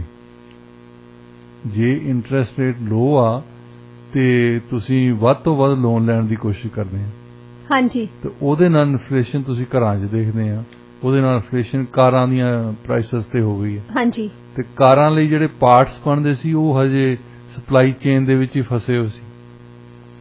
ਅੱਛਾ, ਉਹਨਾਂ ਦੇ ਵਿੱਚ ਇੱਕ ਗੱਲ ਇਹ ਵੀ ਹੋ ਗਈ ਕਿ ਯੂਕਰੇਨ ਤੇ ਰਸ਼ੀਆ ਦੀ ਲੜਾਈ ਹੋ ਗਈ। ਅੱਛਾ, ਜੇ ਉਹ ਲੜਾਈ ਹੋ ਗਈ, ਕਈ ਕਾਲਮਨਿਸਟ ਕਹਿੰਦੇ ਆ ਯੂਐਸ ਦੇ ਵਿੱਚ ਕਿ ਚਲੋ ਅਸੀਂ ਇਹ ਵੀ ਥੀਸਿਸ ਮੰਨ ਲੈਨੇ ਜੋ ਬਾਈਡਨ ਦਾ ਕਿ ਇਨਫਲੇਸ਼ਨ ਇਸ ਕਰਕੇ ਆ ਕਿ ਯੂਕਰੇਨ ਤੇ ਰਸ਼ੀਆ ਦੇ ਵਿੱਚ ਲੜਾਈ ਹੋ ਗਈ। ਹੁਣ ਉਹਦਾ ਸੋਲੂਸ਼ਨ ਕੀ ਹੋ ਸਕਦਾ? ਉਹਦਾ ਸੋਲੂਸ਼ਨ ਤਾਂ ਇਹੀ ਹੋ ਸਕਦਾ ਕਿ ਉਹ ਲੜਾਈ ਨੂੰ ਤੁਸੀਂ ਬੰਦ ਕਰਾਉਣ ਲਈ ਰੋਲ ਕਰੋ। ਹਾਂਜੀ। ਤੁਸੀਂ ਪੀਪੀ ਲਈ ਫਿਰਦੇ ਆ ਤੇਲ ਦੀ ਕਿ ਅੱਗ ਪਾਉਂਦੇ ਫਿਰਦੇ ਆ ਵੀ ਲੜਾਈ ਵਧੇ ਉੱਥੇ। ਹਾਂਜੀ। ਤੁਸੀਂ ਵਾਰ-ਵਾਰ ਇਹ ਕਹੀ ਜਾਂਦੇ ਆ ਕਿ ਅਸੀਂ ਚਾਹੁੰਦੇ ਕਿ ਰਸ਼ੀਆ ਵੀਕ ਹੋਵੇ। ਜੇ ਉਹਦਾ ਕਰਕੇ ਇਨਫਲੇਸ਼ਨ ਹੁੰਦੀ ਆ ਤੇ ਉਸ ਲੜਾਈ ਨੂੰ ਫਿਰ ਬੰਦ ਕਰਾਉਣਾ ਚਾਹੀਦਾ ਨਾ। ਹਾਂਜੀ। ਹੋਰ ਤੇਜ਼ ਨਹੀਂ ਕਰਨੀ ਚਾਹੀਦੀ ਜੀ। ਤੁਸੀਂ 40 ਬਿਲੀਅਨ ਦੇ ਪਿੱਛੇ ਜਿਹੇ ਹਥਿਆਰ ਦੇ ਕੇ ਗਏ ਆ ਆਪਣੀਆਂ, ਵੈਸੇ ਤਾਂ ਆਪਣੀਆਂ ਕੰਪਨੀਆਂ ਨੂੰ ਖੁਸ਼ ਕਰਨ ਲਈ ਕੀਤਾ। ਉਹ ਜਿਹੜੇ ਹਥਿਆਰ ਬਣਾਉਂਦੇ ਆ ਉਹਨਾਂ ਨੂੰ ਪੈਸੇ ਮਿਲੇ ਟੈਕਸ ਪੇਅਰਸ ਦੇ, ਆਮ ਅਮਰੀਕਨ ਲੋਕਾਂ ਦੀ ਜੇਬ ਦੇ ਵਿੱਚੋਂ ਪੈਸਾ ਜਿਹੜਾ ਗਿਆ ਟੈਕਸ ਪੇਅਰ ਦਾ, ਉਹ ਹਥਿਆਰਾਂ ਦੀਆਂ ਕੰਪਨੀਆਂ ਨੂੰ ਦੇਤਾ ਜਿਹੜੇ ਕਿ ਇਨਫਲੇਟਰ ਰੇਟ ਤੇ ਹਰ ਇੱਕ ਚੀਜ਼ ਵੇਚਦੇ ਇਹਨਾਂ ਨੂੰ ਜੀ। ਜਿਹੜੀਆਂ ਪ੍ਰਾਈਵੇਟ ਕੰਪਨੀਆਂ ਆ ਜਦੋਂ ਇਹਨਾਂ ਨੂੰ ਚੀਜ਼ਾਂ ਵੇਚਦੀਆਂ, ਡਿਫੈਂਸ ਕੰਟਰੈਕਟਰ ਖਾਸ ਤੌਰ ਤੇ, ਉਹ ਇੰਨਾ ਉਹਨਾਂ ਦਾ, ਬਾਕੀ ਸਾਡੇ ਤਾਂ ਇਨਫਲੇਸ਼ਨ ਚੱਲਦਾ ਹੁੰਦਾ 5% ਤੇ, ਉਹਨਾਂ ਦਾ 50% ਤੇ ਚੱਲਦਾ ਹੁੰਦਾ। ਹਰ ਚੀਜ਼ ਮਹਿੰਗੀ ਦਿੰਦੇ ਆ। ਜੇ ਤੁਸੀਂ ਓਵਰਆਲ ਦੇਖਦੇ ਆ ਕਿ ਇੱਕ ਚੀਜ਼ ਨਹੀਂ ਆ, ਇਹਦੇ ਵਿੱਚ ਬਹੁਤ ਚੀਜ਼ਾਂ ਆਉਂਦੀਆਂ ਜਿਹਦਾ ਕਰਕੇ ਇਨਫਲੇਸ਼ਨ ਹੈ। ਹਾਂਜੀ। ਤੇ ਯੂਐਸ ਰਿਜ਼ਰਵ ਦੇ ਚੇਅਰਮੈਨ ਨੇ ਇਹ ਗੱਲ ਕਹਿਣੀ, ਪ੍ਰੈਜ਼ੀਡੈਂਟ ਦੇ ਮੂੰਹ ਤੇ ਇੱਕ ਹੋਰ ਕਰਾਰੀ ਥੱਪੜ ਆ ਵੈਸੇ, ਕਿ ਤੁਸੀਂ ਹਰ ਰੋਜ਼ ਸਵੇਰੇ ਉੱਠਦੇ ਸ਼ਾਮ ਨੂੰ ਸੌਂਦੇ ਇਹੀ ਗੱਲ ਕਹੀ ਜਾਂਦੇ ਆ ਕਿ ਇਨਫਲੇਸ਼ਨ ਤਾਂ ਹੋਣੀ ਨਹੀਂ ਸੀ ਜੇ ਰਸ਼ੀਆ ਅਟੈਕ ਨਾ ਕਰਦਾ। ਹਾਂਜੀ। ਹਰ ਗੱਲ ਪਿਊਟਨ ਤੇ ਲੋਕੀ ਨਹੀਂ ਮੰਨਦੇ। ਲੋਕੀ ਇਹ ਕਹਿੰਦੇ ਕਿ ਉਹਦਾ ਕਰਕੇ ਨਹੀਂ ਇਨਫਲੇਸ਼ਨ ਹੋਈ, ਇਹ ਜੋ ਬਾਈਡਨ ਦਾ ਕਰਕੇ ਹੋਈ ਹੈ। ਹਾਂਜੀ। ਜੋ ਬਾਈਡਨ ਨੇ ਜਿਹੜੀਆਂ ਪਾਲਿਸੀਜ਼ ਲਾਈਆਂ ਨੇ, ਮੇਰਾ ਤਾਂ ਖਿਆਲ ਇਹਦੇ ਵਿੱਚ ਵੀ ਠੀਕ ਨਹੀਂ ਹੈ। ਵੈਸੇ ਰੱਬ ਲੱਗ ਦੀ ਗੱਲ ਕਰਨੀ ਚਾਹੀਦੀ ਹੈ। ਜੋ ਬਾਈਡਨ ਦਾ ਕਰਕੇ ਵੀ ਇਨਫਲੇਸ਼ਨ ਤਾਂ ਹੋ ਨਹੀਂ ਸਕਦੀ ਜੇ ਉਹ ਜਿਹੜੀਆਂ ਪਾਲਿਸੀਜ਼ ਉਹਨਾਂ ਨੇ ਬਣਾਈਆਂ ਵੀ ਹੋਣੀਆਂ। ਹੋ ਸਕਦਾ ਮਾੜਾ ਜਿਹਾ ਕੰਟਰੀਬਿਊਟ ਕਰਦਾ ਹੋਵੇ। ਵੈਸੇ ਲੈਜ਼ੇ ਫੇਅਰ ਜਿਹੜੀ ਫ੍ਰੀ ਐਂਟਰਪ੍ਰਾਈਜ਼ ਇਕਨੋਮੀ ਆ ਆਪਣੇ ਆਪ ਹੀ ਚੱਲਦੀ ਹੈ, ਉਹਦੇ ਵਿੱਚੋਂ ਕ੍ਰੈਡਿਟ ਜ਼ਰੂਰ ਲੈਂਦੇ ਆ। ਹਾਂ ਠੀਕ ਹੈ, ਇਹਨਾਂ ਨੇ ਬਲੇਮ ਕਰਨ ਦੀ ਕੋਸ਼ਿਸ਼ ਕੀਤੀ ਰਸ਼ੀਆ ਤੇ ਪਿਊਟਨ ਤੇ, ਤਾਂ ਲੋਕਾਂ ਦੇ ਮਨ ਦੇ ਵਿੱਚ ਆ ਨਹੀਂ ਪਿਊਟਨ ਨਹੀਂ, ਤੁਸੀਂ ਇੱਥੇ ਬੈਠੇ ਵਾਈਟ ਹਾਊਸ ਦੇ ਵਿੱਚ ਜਿਹੜੀਆਂ ਗੱਲਾਂ ਕਰ ਰਹੇ ਆ ਉਹਦਾ ਕਰਕੇ ਇਨਫਲੇਸ਼ਨ ਹੋ ਗਈ। ਸੋ ਇਹ ਜਿਹੜੀ ਰਿਜ਼ਰਵ ਬੈਂਕ ਨੇ ਗੱਲ ਕੀਤੀ ਆ, ਉਹਨਾਂ ਨੇ ਇੱਕ ਡੰਕੇ ਚੋਟ ਮਾਰੀ ਆ ਕਿ ਇਨਫਲੇਸ਼ਨ ਨੂੰ ਸਮਝਣ ਦੀ ਲੋੜ ਆ। ਇਹਦੇ ਵੱਖ-ਵੱਖ ਪਹਿਲੂ ਆ, ਉਹਨਾਂ ਪਹਿਲੂਆਂ ਨੂੰ ਕੁਛ ਲਈ ਤਾਂ ਅਸੀਂ ਕਰ ਸਕਦੇ ਕੁਛ। ਹਾਂਜੀ। ਜੇ ਅਸੀਂ ਪ੍ਰੋਡਕਸ਼ਨ ਵਧਾ ਦਿੰਦੇ ਆ ਆਇਲ ਦੀ, ਇਹਦੀ ਕੀਮਤ ਘਟੂਗੀ। ਜੇ ਹਰ ਇੱਕ ਚੀਜ਼ ਦੀ ਪ੍ਰੋਡਕਸ਼ਨ ਵਧਾਉਂਦੇ ਆ ਤਾਂ ਓਬਵੀਅਸਲੀ ਕੀਮਤਾਂ ਜਿਹੜੀਆਂ ਥੱਲੇ ਨੂੰ ਆਉਣੀਆਂ। ਇੱਕ ਕਾਰਨ ਸਿੱਧਾ ਸਪਲਾਈ ਤੇ ਡਿਮਾਂਡ ਦੇ ਨਾਲ ਜੁੜਿਆ ਹੈ। ਡਿਮਾਂਡ ਤਾਂ ਇਸ ਤਰ੍ਹਾਂ ਰਹਿਣੀ ਆ ਕਿਉਂਕਿ ਹੁਣ ਲੋਕੀ ਪੈਂਡੈਮਿਕ ਦੇ ਵਿੱਚੋਂ ਨਿਕਲੇ ਆ ਤਾਂ ਉਹ ਖਰਚਣ ਦੇ ਮੂਡ ਦੇ ਵਿੱਚ ਆ, ਉਹ ਟਰੈਵਲ ਕਰਨ ਦੇ ਮੂਡ ਦੇ ਵਿੱਚ ਆ, ਉਹ ਕਾਰਾਂ ਨਵੀਆਂ ਖਰੀਦ ਰਹੇ ਆ, ਉਹ ਕੰਮ ਤੇ ਜਾ ਰਹੇ ਆ। ਇਸ ਕਰਕੇ ਹਰ ਚੀਜ਼ ਦੀ ਡਿਮਾਂਡ ਜਿਹੜੀ ਵਧਣੀ। ਹਾਂਜੀ, ਬਿਲਕੁਲ। ਤੇ ਜੇ ਉਹਨੂੰ ਸਪਲਾਈ ਨੂੰ ਤੁਸੀਂ ਉਹਦੇ ਬਰਾਬਰ ਨਹੀਂ ਲਿਆ ਸਕਦੇ ਤਾਂ ਫਿਰ ਕੀਮਤਾਂ ਵੀ ਵਧਣੀਆਂ ਜੀ। ਇੱਕ ਚੀਜ਼ ਨੂੰ 2 ਜਾਣੇ ਖਰੀਦਣ ਜਾਣਗੇ ਤੇ ਉਹਦੀ ਕੀਮਤ ਵਧਣੀ ਹੈ। 2 ਚੀਜ਼ਾਂ ਨੂੰ ਇੱਕ ਹੀ ਜਾਣਾ ਖਰੀਦਣ ਵਾਲਾ ਹੋਵੇ ਉਹਦੀ ਕੀਮਤ ਘਟਣੀ। ਹਾਂਜੀ, ਸਿੱਧਾ ਸਵਾਲ ਹੈ। ਸਪਲਾਈ ਤੇ ਡਿਮਾਂਡ ਦਾ ਇੰਨਾ ਰਿਸ਼ਤਾ ਹੈ। हाँ जी बिल्कुल डॉक्टर साहब, ਤੁਸੀਂ ਬਿਲਕੁਲ ਠੀਕ ਕਿਹਾ। ਵੈਸੇ ਨਾ ਡਾਕਟਰ ਸਾਹਿਬ ਦੇਖੋ, ਤੁਸੀਂ ਵੀ ਹਰ ਇੱਕ ਜਿਹੜਾ ਬੰਦਾ ਨਾ ਉਹ ਜਵਾਨ ਦਿਖਣਾ ਚਾਹੁੰਦਾ, ਉਹਨੂੰ ਆਇਆ ਕਿ ਉਹਦੇ ਤੇ ਕਦੇ ਵੀ ਬੁਢਾਪਾ ਨਾ ਆਵੇ ਤੇ ਉਹ ਹਮੇਸ਼ਾ ਹੀ ਜਵਾਨ ਰਵੇ। ਪਰ ਵਿਗਿਆਨੀਆਂ ਨੇ ਨਾ ਹੁਣ ਇੱਕ ਐਕਸਪੈਰੀਮੈਂਟ ਕੀਤਾ, ਉਹਨਾਂ ਨੇ ਚੂਹਿਆਂ ਤੇ ਕਰਤਾ ਬਟ ਹਿਊਮਨ ਬੀਇੰਗਸ ਤੇ ਹੋਣਾ। ਇਹਦੇ ਬਾਰੇ ਚ ਜਿਹੜੀ ਸਾਰੀ ਡਿਟੇਲ ਆ ਤੁਸੀਂ ਸਾਨੂੰ ਦੱਸਣੀ ਆ। ਡਾਕਟਰ ਸਾਹਿਬ ਦੇਖੋ, ਦੁਨੀਆ ਦੇ ਵਿੱਚ ਨਾ ਹਰ ਕੋਈ ਇਨਸਾਨ ਚਾਹੁੰਦਾ ਵੀ ਉਹ ਹਮੇਸ਼ਾ ਜਵਾਨ ਰਹੇ, ਪਰ ਨਾਲ ਹੀ ਕਹਿ ਦਿੰਦੇ ਆ ਦਿਲ ਹੋਣਾ ਚਾਹੀਦਾ, ਜਵਾਨ ਉਮਰਾਂ 'ਚ ਕੀ ਰੱਖਿਆ। ਪਰ ਦਿਲ ਦੇ ਵਿੱਚ ਅੰਦਰੋਂ ਅੰਦਰੀ ਤਾਂ ਇਹੀ ਹੁੰਦਾ ਨਾ ਕਿ ਕਾਸ਼ ਅਸੀਂ ਹਮੇਸ਼ਾ ਲਈ ਜਵਾਨ ਰਹੀਏ, ਕਾਸ਼ ਕੋਈ ਇਹੋ ਜਿਹੀ ਖੋਜ ਹੋ ਜਾਵੇ ਕਿ ਵਿਗਿਆਨ ਨੇ ਇੰਨੀ ਜ਼ਿਆਦਾ ਤਰੱਕੀ ਕਰ ਲਈ ਆ, ਇਸ ਪਾਸੇ ਨੂੰ ਵੀ ਤਰੱਕੀ ਹੋਣੀ ਚਾਹੀਦੀ ਆ। ਤੇ ਹੁਣ ਖੁਸ਼ਖਬਰੀ ਆ ਜੀ, ਵਿਗਿਆਨੀਆਂ ਨੇ ਇੱਕ ਖੋਜ ਕੀਤੀ, ਉਹਨਾਂ ਨੇ ਇੱਕ ਐਕਸਪੈਰੀਮੈਂਟ ਕੀਤਾ ਚੂਹਿਆਂ ਤੇ। ਉਹਨਾਂ ਨੇ ਬੁੱਢੇ ਚੂਹਿਆਂ ਤੇ ਇੱਕ ਐਕਸਪੈਰੀਮੈਂਟ ਕੀਤਾ ਤੇ ਉਹ ਜਵਾਨ ਬਣ ਗਏ।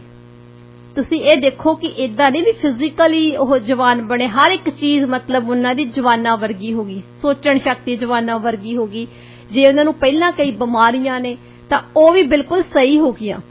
ਹੁਣ ਨਾ ਤੁਸੀਂ ਆਪਣੇ ਸਰੋਤਿਆਂ ਨੂੰ ਇਹ ਦੱਸੋ ਇਸ ਪੂਰੇ ਜਿਹੜਾ ਉਹਨਾਂ ਨੇ ਐਕਸਪੈਰੀਮੈਂਟ ਕੀਤਾ ਇਹਦੇ ਬਾਰੇ, ਤੇ ਨਾਲੇ ਉਹਨਾਂ ਨੇ ਹੁਣੇ ਹਿਊਮਨ ਬੀਇੰਗਸ ਦੇ ਉੱਪਰ ਵੀ ਕਰਨਾ।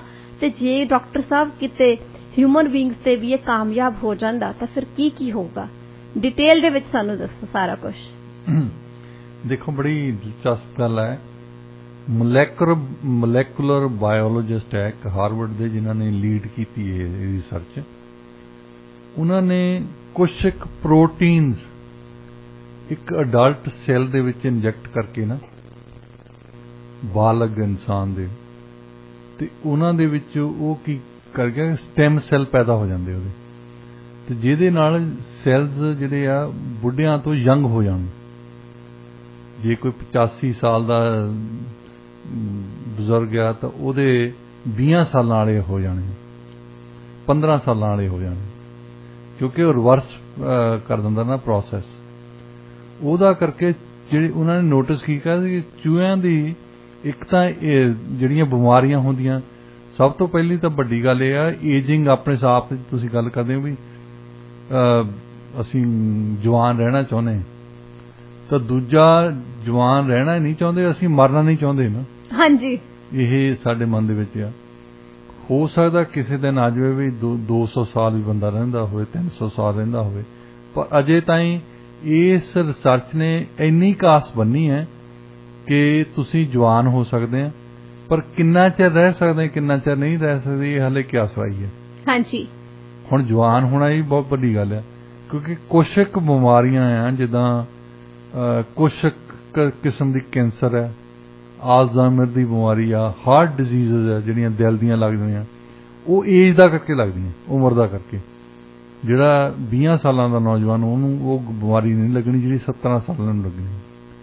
ਤੇ ਜੇ ਇਹਨਾਂ ਦਾ ਚੂਹਿਆਂ ਵਾਲਾ ਐਕਸਪੈਰੀਮੈਂਟ ਜਿਹੜਾ ਇਨਸਾਨਾਂ ਤੇ ਐਕਸਪੈਰੀਮੈਂਟ ਜਦੋਂ ਉਹ ਕਾਮਯਾਬ ਹੋ ਜਾਵੇ, ਤਾਂ ਉਹੀ ਇਨਸਾਨ ਜਿਹੜਾ 85 ਸਾਲ ਦਾ, ਜਿਹਨੂੰ ਹਰ ਬਿਮਾਰੀ ਲੱਗੀ ਹੈ, ਉਹਨੂੰ ਉਹ ਬਿਮਾਰੀਆਂ ਵੀ ਹਟ ਜਾਣੀਆਂ।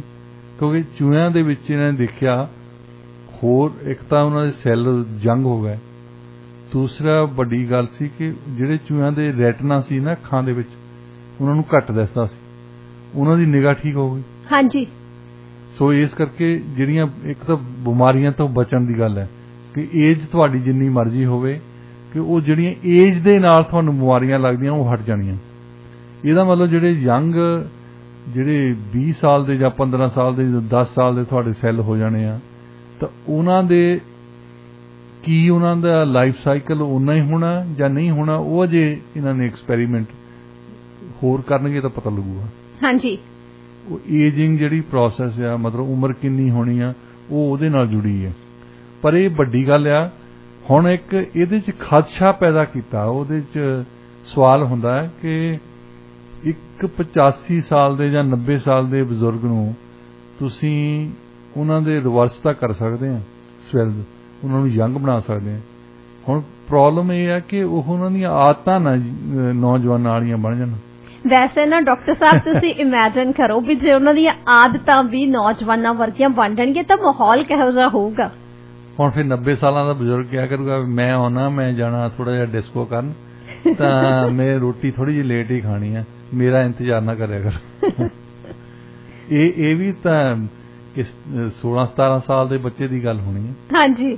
ਤੇ ਕੀ ਉਹ ਆਦਤ ਉਹਨੂੰ ਵੀ ਪੈ ਜਾਣੀ ਹੈ ਜਿਹੜੀ ਬਿਲਕੁਲ ਯੰਗ ਬੰਦੇ ਨੂੰ ਪੈਂਦੀ ਹੋਵੇ?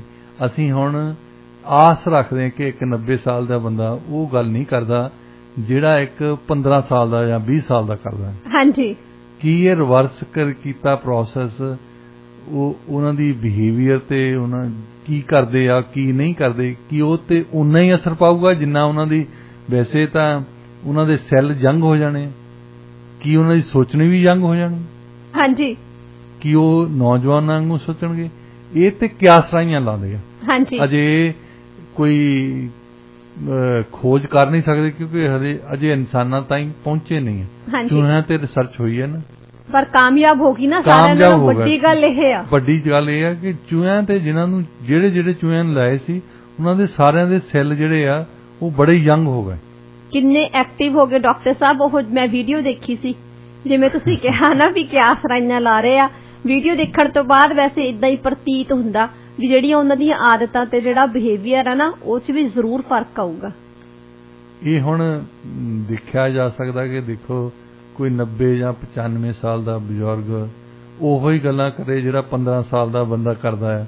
ਫਿਰ ਅਸੀਂ ਤਾਂ ਹਮੇਸ਼ਾ ਇਦਾਂ ਸੋਚਦੇ ਹਾਂ ਜੇ ਬਚਪਨ ਦੇ ਵਿੱਚ ਬੱਚਾ ਬੱਚਿਆਂ ਵਾਲੀਆਂ ਨਹੀਂ ਗੱਲਾਂ ਕਰਦਾ ਅਸੀਂ ਡਾਕਟਰ ਦੇ ਕੋਲ ਲੈ ਕੇ ਜਾਂਦੇ ਹਾਂ ਵੀ ਇਹਨੂੰ ਕੁਝ ਹੋਇਆ ਹੈ। ਹਾਂਜੀ। ਜੇ ਹੁਣ 90 ਸਾਲ ਦਾ ਬਜ਼ੁਰਗ ਬੱਚਿਆਂ ਵਾਲੀਆਂ ਗੱਲਾਂ ਕਰਦੇ ਆ ਉਹਨੂੰ ਵੀ ਡਾਕਟਰ ਦੇ ਲੈ ਕੇ ਜਾਂਦੇ ਹਾਂ। ਹਾਂਜੀ। ਕਿ ਇਹਦੇ ਕੋਈ ਨੁਕਸ ਪੈ ਗਿਆ। ਹਾਂਜੀ। ਹੁਣ ਇਸ ਰਿਸਰਚ ਦੇ ਵਿੱਚੋਂ ਇਹ ਆ ਕਿ ਉਹ ਸ਼ਾਇਦ ਬੱਚਿਆਂ ਵਾਲੀਆਂ ਹੀ ਗੱਲਾਂ ਕਰੋ। ਹਾਂਜੀ। ਕਿਉਂਕਿ ਇਕੱਲੇ ਉਹਨੂੰ ਇਹ ਹੀ ਨਹੀਂ ਹੋਣਾ ਕਿ ਉਹਨਾਂ ਦੇ ਸੈੱਲ ਜੰਗ ਹੋ ਗਏ ਆ, ਇਹ ਉਹਨਾਂ ਦੀਆਂ ਬਿਮਾਰੀਆਂ ਹਟ ਗਈਆਂ। ਹੁਣ ਤੁਸੀਂ ਜ਼ਿਆਦਾ ਤੌਰ ਤੇ ਲੋਕੀ ਜਿਹੜੇ ਮੌਤ ਦਾ ਸ਼ਿਕਾਰ ਹੁੰਦੇ ਆ ਜਾਂ ਬੁਢਾਪੇ ਦੇ ਵਿੱਚ ਉਹਨਾਂ ਨੂੰ ਬੁਰਾ ਲੱਗਦਾ ਇਸ ਕਰਕੇ ਲੱਗਦਾ ਕਿ ਬਿਮਾਰੀਆਂ ਬਹੁਤ ਲੱਗ ਜਾਂਦੀਆਂ। ਹਾਂਜੀ। ਤੇ ਜੇ ਜੰਗ ਸੈੱਲਸ ਹੋਣਗੇ ਬਿਮਾਰੀਆਂ ਨਾ ਲੱਗਣਗੀਆਂ ਤਾਂ ਕੁਆਲਿਟੀ ਆਫ ਲਾਈਫ ਜ਼ਰੂਰ ਵਧੂਗੀ। ਹਾਂਜੀ ਬਿਲਕੁਲ। ਜੇ ਉਮਰ ਬਹੁਤਾ ਨਾ ਵੀ ਵੱਧਦੀ ਹੋਵੇ ਇਸ ਰਿਸਰਚ ਦੇ ਹਿਸਾਬ ਨਾਲ, ਵੈਸੇ ਤਾਂ ਥਿਓਰੈਟੀਕਲੀ ਤਾਂ ਵਧਣੀ ਚਾਹੀਦੀ ਆ। ਹਾਂਜੀ। ਕਿ ਜੰਗ ਸੈੱਲ ਜਿਹੜੇ ਆ ਉਹਨਾਂ ਚਿਰ ਲਾਸਟ ਕਰਨਗੇ ਜਿਹੜੇ ਪਹਿਲਾਂ ਜਿੱਦਾਂ ਸੈੱਲ ਲਾਸਟ ਕਰਦੇ ਸੀ ਉਹਨਾਂ ਦੀ ਉਮਰ ਵੀ ਵਧੂਗੀ। ਹਾਂਜੀ। ਪਰ ਕੁਆਲਿਟੀ ਆਫ ਲਾਈਫ ਵਧੂਗੀ ਜੀ। ਇੱਕ 90 ਸਾਲ ਦਾ ਬੰਦਾ ਉਹਨੂੰ ਵੀ ਕੋਈ ਬਿਮਾਰੀ ਨਹੀਂ ਜਿੱਦਾਂ 20 ਸਾਲਾਂ ਨੂੰ ਕੋਈ ਬਿਮਾਰੀ ਨਹੀਂ ਜੀ। ਇਸ ਕਰਕੇ ਇਹ ਰਿਸਰਚ ਜਿਹੜੀ ਆ ਇਹ ਬਹੁਤ ਅਹਿਮ ਰਿਸਰਚ ਹੈ। ਹਾਂਜੀ। ਹੁਣ ਚੂਹਿਆਂ ਤੋਂ ਬਾਅਦ ਇਨਸਾਨਾਂ ਤੇ ਆ ਜਾਊਗੀ, ਸਾਡੇ ਹੁੰਦਿਆਂ ਕਿ ਨਹੀਂ ਆਉਂਦੀ ਇਹ ਸਾਨੂੰ ਪਤਾ ਨਹੀਂ ਅਜੇ। ਕਈ ਸਾਲ ਲੱਗਦੇ ਆ ਇਨਸਾਨਾਂ ਦੇ ਕੰਟਰੋਲ ਗਰੁੱਪ ਬਣਾਇਆ ਜਾਂਦਾ, ਉਹਨਾਂ ਤੇ ਰਿਸਰਚ ਕੀਤੀ ਜਾਂਦੀ, ਫਿਰ ਉਸ ਤੋਂ ਬਾਅਦ FDA ਵਾਲੇ ਨੂੰ ਉਹ ਟਾਈਮ ਲੈਂਦੇ ਆ, ਦੱਸਦੇ ਆ ਕਿ ਪੁੱਛਦੇ ਆ ਕਿ ਇਹ ਜਿਹੜੇ ਟੀਕੇ ਲਾਉਣੇ ਆ ਇਹਨਾਂ ਨੂੰ ਸੈੱਲਸ ਨੂੰ ਤੁਸੀਂ ਯੰਗ ਕਰਨਾ ਆ, ਉਹਦਾ ਸਾਈਡ ਇਫੈਕਟ ਕੀ ਆ? ਹਾਂਜੀ। ਤੇ ਸਾਈਡ ਇਫੈਕਟ ਤਾਂ ਉਹ ਸਟੱਡੀ ਤੋਂ ਪਤਾ ਲੱਗੂਗਾ। ਹਾਂਜੀ ਬਿਲਕੁਲ ਡਾਕਟਰ ਸਾਹਿਬ, ਇਹ ਤਾਂ ਫਿਰ ਆਉਣ ਵਾਲੇ ਦਿਨਾਂ ਦੇ ਵਿੱਚ ਪਤਾ ਲੱਗ ਜੂ। ਪਰ ਫਿਲਹਾਲ ਨਾ ਜਦੋਂ ਇਹ ਖਬਰ ਆਈ ਤਾਂ ਲੋਕਾਂ ਦੇ ਵਿੱਚ ਕਾਫੀ ਜ਼ਿਆਦਾ ਐਕਸਾਈਟਮੈਂਟ ਆ ਗਈ। ਇਸ ਖਬਰ ਤੋਂ ਬਾਅਦ ਸਾਰੇ ਲੋਕਾਂ ਨੇ ਬਹੁਤ ਜ਼ਿਆਦਾ ਡਿਸਕਸ਼ਨ ਕੀਤੀ ਇਹਦੇ ਤੇ, ਸੋਸ਼ਲ ਮੀਡੀਆ ਤੇ ਵੀ ਕਾਫੀ ਜ਼ਿਆਦਾ ਵਾਇਰਲ ਰਹੀ ਆ ਜਿਹੜੀ ਇਹ ਖਬਰ ਹੈਗੀ ਆ। ਚਲੋ ਦੇਖਦੇ ਆ ਵੀ ਜੇ ਹਿਊਮਨ ਬੀਇੰਗਸ ਤੇ ਵੀ ਇਹ ਐਕਸਪੈਰੀਮੈਂਟ ਕਾਮਯਾਬ ਹੁੰਦਾ ਤਾਂ ਕੀ ਹੋਊਗਾ ਅੱਗੇ ਚੱਲ ਕੇ। ਦੇਖੋ ਇਹ ਸਦੀਆਂ ਦੀ ਲੋਕਾਂ ਦੀ ਖਾਸ਼ ਆ ਅਸੀਂ ਨੌਜਵਾਨ ਰਹੀਏ ਤੇ ਸਾਡੀ ਉਮਰ ਜ਼ਿਆਦਾ ਹੋਵੇ। ਹਾਂਜੀ। ਇੱਕ ਜ਼ਮਾਨਾ ਸੀ ਜਦੋਂ ਅਸੀਂ ਸਮਝਦੇ ਸੀ ਕਿ 60 ਸਾਲਾਂ ਦਾ ਬਜ਼ੁਰਗ ਹੋ ਗਿਆ, ਹੁਣ 60 ਸਾਲਾਂ ਦੇ ਨੂੰ ਬਜ਼ੁਰਗ ਕਹਿ ਕੇ ਦੇਖੋ। ਡਾਕਟਰ ਸਾਹਿਬ ਤੁਸੀਂ ਨਾ ਕਿਸੇ ਨੂੰ 70 ਸਾਲਾਂ ਦੇ ਨੂੰ ਵੀ ਕਹਿ ਕੇ ਦੇਖੋ, ਕਈ ਲੋਕ ਮਾਈਂਡ ਕਰ ਜਾਂਦੇ ਆ। ਚਲੋ ਮਾਈਂਡ ਕਰਨਾ ਜੁਦੀ ਗੱਲ ਹੈ, ਪਰ ਉਹਦਾ 60 ਸਾਲਾਂ ਦਾ ਲੱਗਦਾ ਨਹੀਂ ਇੱਥੇ ਤੁਹਾਨੂੰ ਦੇਖਣ ਨੂੰ। ਜਾਂ ਇੱਥੇ ਲੋਕੀ ਕਈ ਤਾਂ ਡਾਕਟਰ ਸਾਹਿਬ ਬਹੁਤ ਖਿਆਲ ਰੱਖਦੇ ਆ ਆਪਣੀ ਸਿਹਤ ਦਾ, ਐਕਟਿਵ ਰਹਿੰਦੇ ਆ, ਫਿਜ਼ੀਕਲੀ ਐਕਸਰਸਾਈਜ਼ ਵਗੈਰਾ ਕਰਦੇ ਆ। ਜੇ ਤਾਂ ਬਿਮਾਰੀ ਲੱਗੀ ਹੋਵੇ ਤਾਂ ਚਲੋ ਉਹ ਤਾਂ 40 ਸਾਲਾਂ ਦਾ ਵੀ ਉਦਾਂ ਲੱਗਣਾ ਪੈਂਦਾ। ਹਾਂਜੀ। ਪਰ ਜੇ ਬਿਮਾਰੀ ਤੋਂ ਰਹਿਤ ਹੋਵੇ 60 ਜਾਂ 65 ਸਾਲ ਦਾ ਬੰਦਾ, ਉਹ ਨੌਜਵਾਨਾਂ ਵਾਂਗੂ ਹੀ ਫਿਰਦੇ ਆ। ਹਾਂਜੀ। ਫਰਤੀਲੇ ਹੁੰਦੇ। ਹਾਂਜੀ। ਉਹਨਾਂ ਦਾ ਦਿਮਾਗ ਵੀ ਉਹਨਾਂ ਹੀ ਫਰਤੀਲਾ ਹੈ ਜੀ। ਹੁਣ ਇਸ ਰਿਸਰਚ ਦਾ ਨੇ ਇਹ ਸ਼ੋ ਕਰਤਾ ਕਿ ਉਹ ਇੱਕ ਵਾਰ ਫੇਰ ਜਵਾਨੀ ਮਾਣ ਸਕਦੇ। ਹਾਂਜੀ ਬਿਲਕੁਲ, ਇਸੇ ਗੱਲ ਕਰਕੇ ਤਾਂ ਕਿੰਨੇ ਸਾਰੇ ਬਜ਼ੁਰਗਾਂ ਦੇ ਚਿਹਰੇ ਗੁਲਾਬ ਵਾਂਗੂ ਖਿੜੇ ਹੋਏ ਆ, ਖੁਸ਼ ਹੋ ਰਹੇ ਆ। ਡਾਕਟਰ ਸਾਹਿਬ ਦੇਖੋ ਅੱਜ ਹੈਗਾ ਫਰਾਈਡੇ ਦਾ ਦਿਨ, ਤੇ ਫਰਾਈਡੇ ਦੇ ਦਿਨ ਤੁਸੀਂ ਸਾਨੂੰ ਸੁਣਾਉਣੇ ਹੁੰਦੇ ਹੋ ਕਹਾਣੀ, ਤੇ ਸਾਨੂੰ ਕਹਾਣੀ ਸੁਣਾਓ। जुमे वाला दिन है। अज कहानी एक विद्वान है कि गुरुकुल दे विच पढ़ाउंदे हुंदे सी। गुरुकुल दे विच उन्हां ने डिसाइड कर लिया, फैसला कर लिया कि गुरुकुल बंद कर देना। हुण उन्हां दी उम्र भी जिद्दां असीं गल करके हटे हां 59-60 साल दे हो गए, तो उन्हां दिनां विच RSP भी नहीं सी हुंदी ते पेंशन भी नहीं हुंदी। तो जिहड़े 2-4 थोड़े बहुते पैसे जोड़े होने उन्हां दे कोल सीगे, वो चक के पैसे वापस आ गए, क्योंकि उन्होंने बोरी बिस्तरा गोल कर दिता। उत्थे पिंड दे विच जिहड़ा बजुर्गां दा घर सी उत्थे आके बह गए भी चलो छत तां है ना। तो उस तो बाद पैसे जदों खाण लग पाओ, जदों आउंदे ना होण ते बहुता चिर नहीं लास्ट करदे, खत्म हो जांदे, छेती खत्म हो जांदे। इनकम आउंदी रहे तो ठीक रहिंदी है, ये जांदे पैसे पता नहीं किन्ने वजे किन्ने छेती खत्म हुंदे। हाँ जी। तो फिर उन्हां दी घर वाली ने ताने मिहणे भी मारने थोड़े जिहे। हुण जिथे आटा दाल लियाउणा मुश्किल हो जांदा, उत्थे फिर ताने मिहणे भी सुनने पैणे। उन्हें कहना किताबां लिया, इन्हां नूं अग लावां, थोड़ी दाल ही बन जावे, सारा दिन किताबां पढ़दा रहना, तेरियां किताबां ने की देता, निगाह कमजोर कर लई है। वो रोज दीयां गल्लां सुणदा सुणदा तंग आया, एकदम तुर पिया घरों, जाके रियासत के राजे नूं मिल गया। उन्हां दे दरबार जा गए, उन्हें बेनती की, कहंदा कि मैनू कोई नौकरी दिओ। राजा कहंदा भी तू कर की सकदा? वो कहंदा जी मैं विद्वान आ, मैं गुरुकुल दे विच पढ़ाया सारी उम्र। राजा कहंदा विद्वान तां मेरे तो इत्थे बहुत है दरबार दे विच। हाँ कहंदा, उन्हें सोचदा कहंदा मेरे नाल तबेलेदार गल करदा सी ते ਉਹਦੇ तबेले ਦੇ ਵਿੱਚ ਘੋੜੇ ਚਾਰਨ ਲਈ ਉਹਨੂੰ ਬੰਦਾ ਚਾਹੀਦਾ। तेरी उम्र ज़्यादा हुई है, तू घोड़े चार लूँगा? कहंदा जी मैनू कुछ भी काम कराओ, मैनू कहो भी इट्टां फड़ा, तो मैं तो इट्टां फड़ाउण लई भी तैयार हां। हाँ जी। इस वेले साडे घर दे विच आटा दाल दी प्रॉब्लम आ। आटा दाल ना घर होवे तां फिर तुहानूं किद्दां किहड़ियां गल्लां सुणनियां पैंदियां वो पता लग जाऊगा। हाँ जी। राजे ने एक दरबारी भेजिया नाल, कहंदा जा इहनूं तबेलेदार दे कोल ले जा उत्थे, ते उहदी नौकरी शुरू हो गई। राजा उत्थे सवेरे शाम आप भी आउंदा सी, क्योंकि उहदी एक मनपसंद घोड़ी हुंदी सी उत्थे। उस घोड़ी ते सवेरे शाम सैर करदा सी। ते इह तबेलेदार दी ने इहदी ड्यूटी लाती कि तूं इह घोड़ियां नूं चारना आ, उहनां नूं घाह वगैरह पाउणी आ ते खुरपा करना उहनां दा। तो उत्थे ही उहने पिछे उहदा मंजा डाहता। वो कहंदा चलो ठीक है, नौकरी करनी है, हुण मजबूर में की करा, नौकरी की ते नखरा की। बाकी ये कुछ हफ्तियां दे बाद वैसे ही दिमाग आया राजे दे भी इहनूं विद्वान नूं पुछां कि मेरी घोड़ी बारे की सोचदा है। हाँ जी। कहंदा तूं रोज इहनूं चारदा, इहदे बारे की ख्याल है तेरा? वो कहंदा जी घोड़ी तां हैगी तुहाडी बहुत वधिया, पर इहदी नस्ल 'च कोई गड़बड़ है। राजा सोचे भी मेरी घोड़ी की नस्ल च की गड़बड़ हो सकती। उन्हें तबेलेदार नूं सद्दिया भी तू घोड़ी कित्थों लैके आया? अपने बल्लों तो हुण राजे ने वधिया नस्ल की घोड़ी लई होनी है ना। तबेलेदार कहंदा भी कोई गल नहीं, असीं पुछ लैने आ, अपना जिहड़े व्यापारी ने सानूं बेची आ उहनूं हुक्म करता भी इधर आ जरा।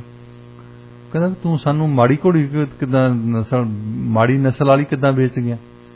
वो कहंदा जी तुहानूं किहने दस दित्ता? वैसे वधिया नस्ल की घोड़ी आ, हुण तुसीं गल कर लई नस्ल की, तो मैं तुहानूं दस दना असीं इस घोड़ी की मां नूं बगदादों लैके आए सी। अरबी घोड़ी है, बहुत वधिया घोड़ी आ, पर जदों वो सूई तो उस तो बाद वो मर गई। हुण एक गल जरूर असीं एडमिट करदे हां कि इस घोड़ी नूं छोटे हुंदिआं ने गां दा दुੱਧ पिलाया। ये गां नूं चुंगदी हुंदी सी साडे। राजे नूं पता लगा ਇਹਦਾ भी ਇਹਦੀ मां मर गई सी, गां चुंगदी रही आ, ते ਇਹਦਾ किदां पता लग गया विद्वान नूं? वो फिर विद्वान नूं पुछदा कि तैनूं किदां पता लगा ਇਹਦੀ नस्ल खराब है? वो कहंदा जी देखो घोड़े दे हुंदे दंद थल्ले ते उत्ते दोए। घोड़ा जो चुगदा है दंदी वड़दा इहनूं घाह नूं। जिहड़ी गां आ ਇਹਦੇ ਉੱਪਰਲੇ दंद नहीं हुंदे, ਇਹ घाह जो चुगदी है तो ਆਪਣੀ ਜੀਭ ਦੇ ਨਾਲ ਖਿੱਚਦੀ ਹੈ ਘਾਹ ਨੂੰ, ਤੇ ਤੁਹਾਡੀ ਘੋੜੀ ਜਿਹੜੀ ਹੈ ਜੀਭ ਨਾਲ ਖਿੱਚਦੀ ਹੈ, ਇਹਨੂੰ ਗਾਂ ਵਾਲੀਆਂ ਆਦਤਾਂ ਪਈਆਂ ਹੈ। ਉਹ ਕਹਿੰਦਾ ਯਾਰ ਇਹ ਤਾਂ ਬੜਾ ਵਿਦਵਾਨ ਆਦਮੀ ਸੱਚੀ, ਐਵੇਂ ਇਹਨੂੰ ਇੱਥੇ ਘੋੜਿਆਂ ਦੀ ਲਿੱਦ 'ਚ ਪਾਇਆ ਹੈ। ਉਹ ਕਹਿੰਦਾ ਜੀ ਤੁਸੀਂ ਏਦਾਂ ਕਰੋ, ਮੇਰੀ ਰਾਣੀ ਦੇ ਮਹਿਲਾਂ 'ਚ ਜਾਓ, ਉੱਥੇ ਦੀ ਮੈਨੇਜਮੈਂਟ ਸੰਭਾਲੋ।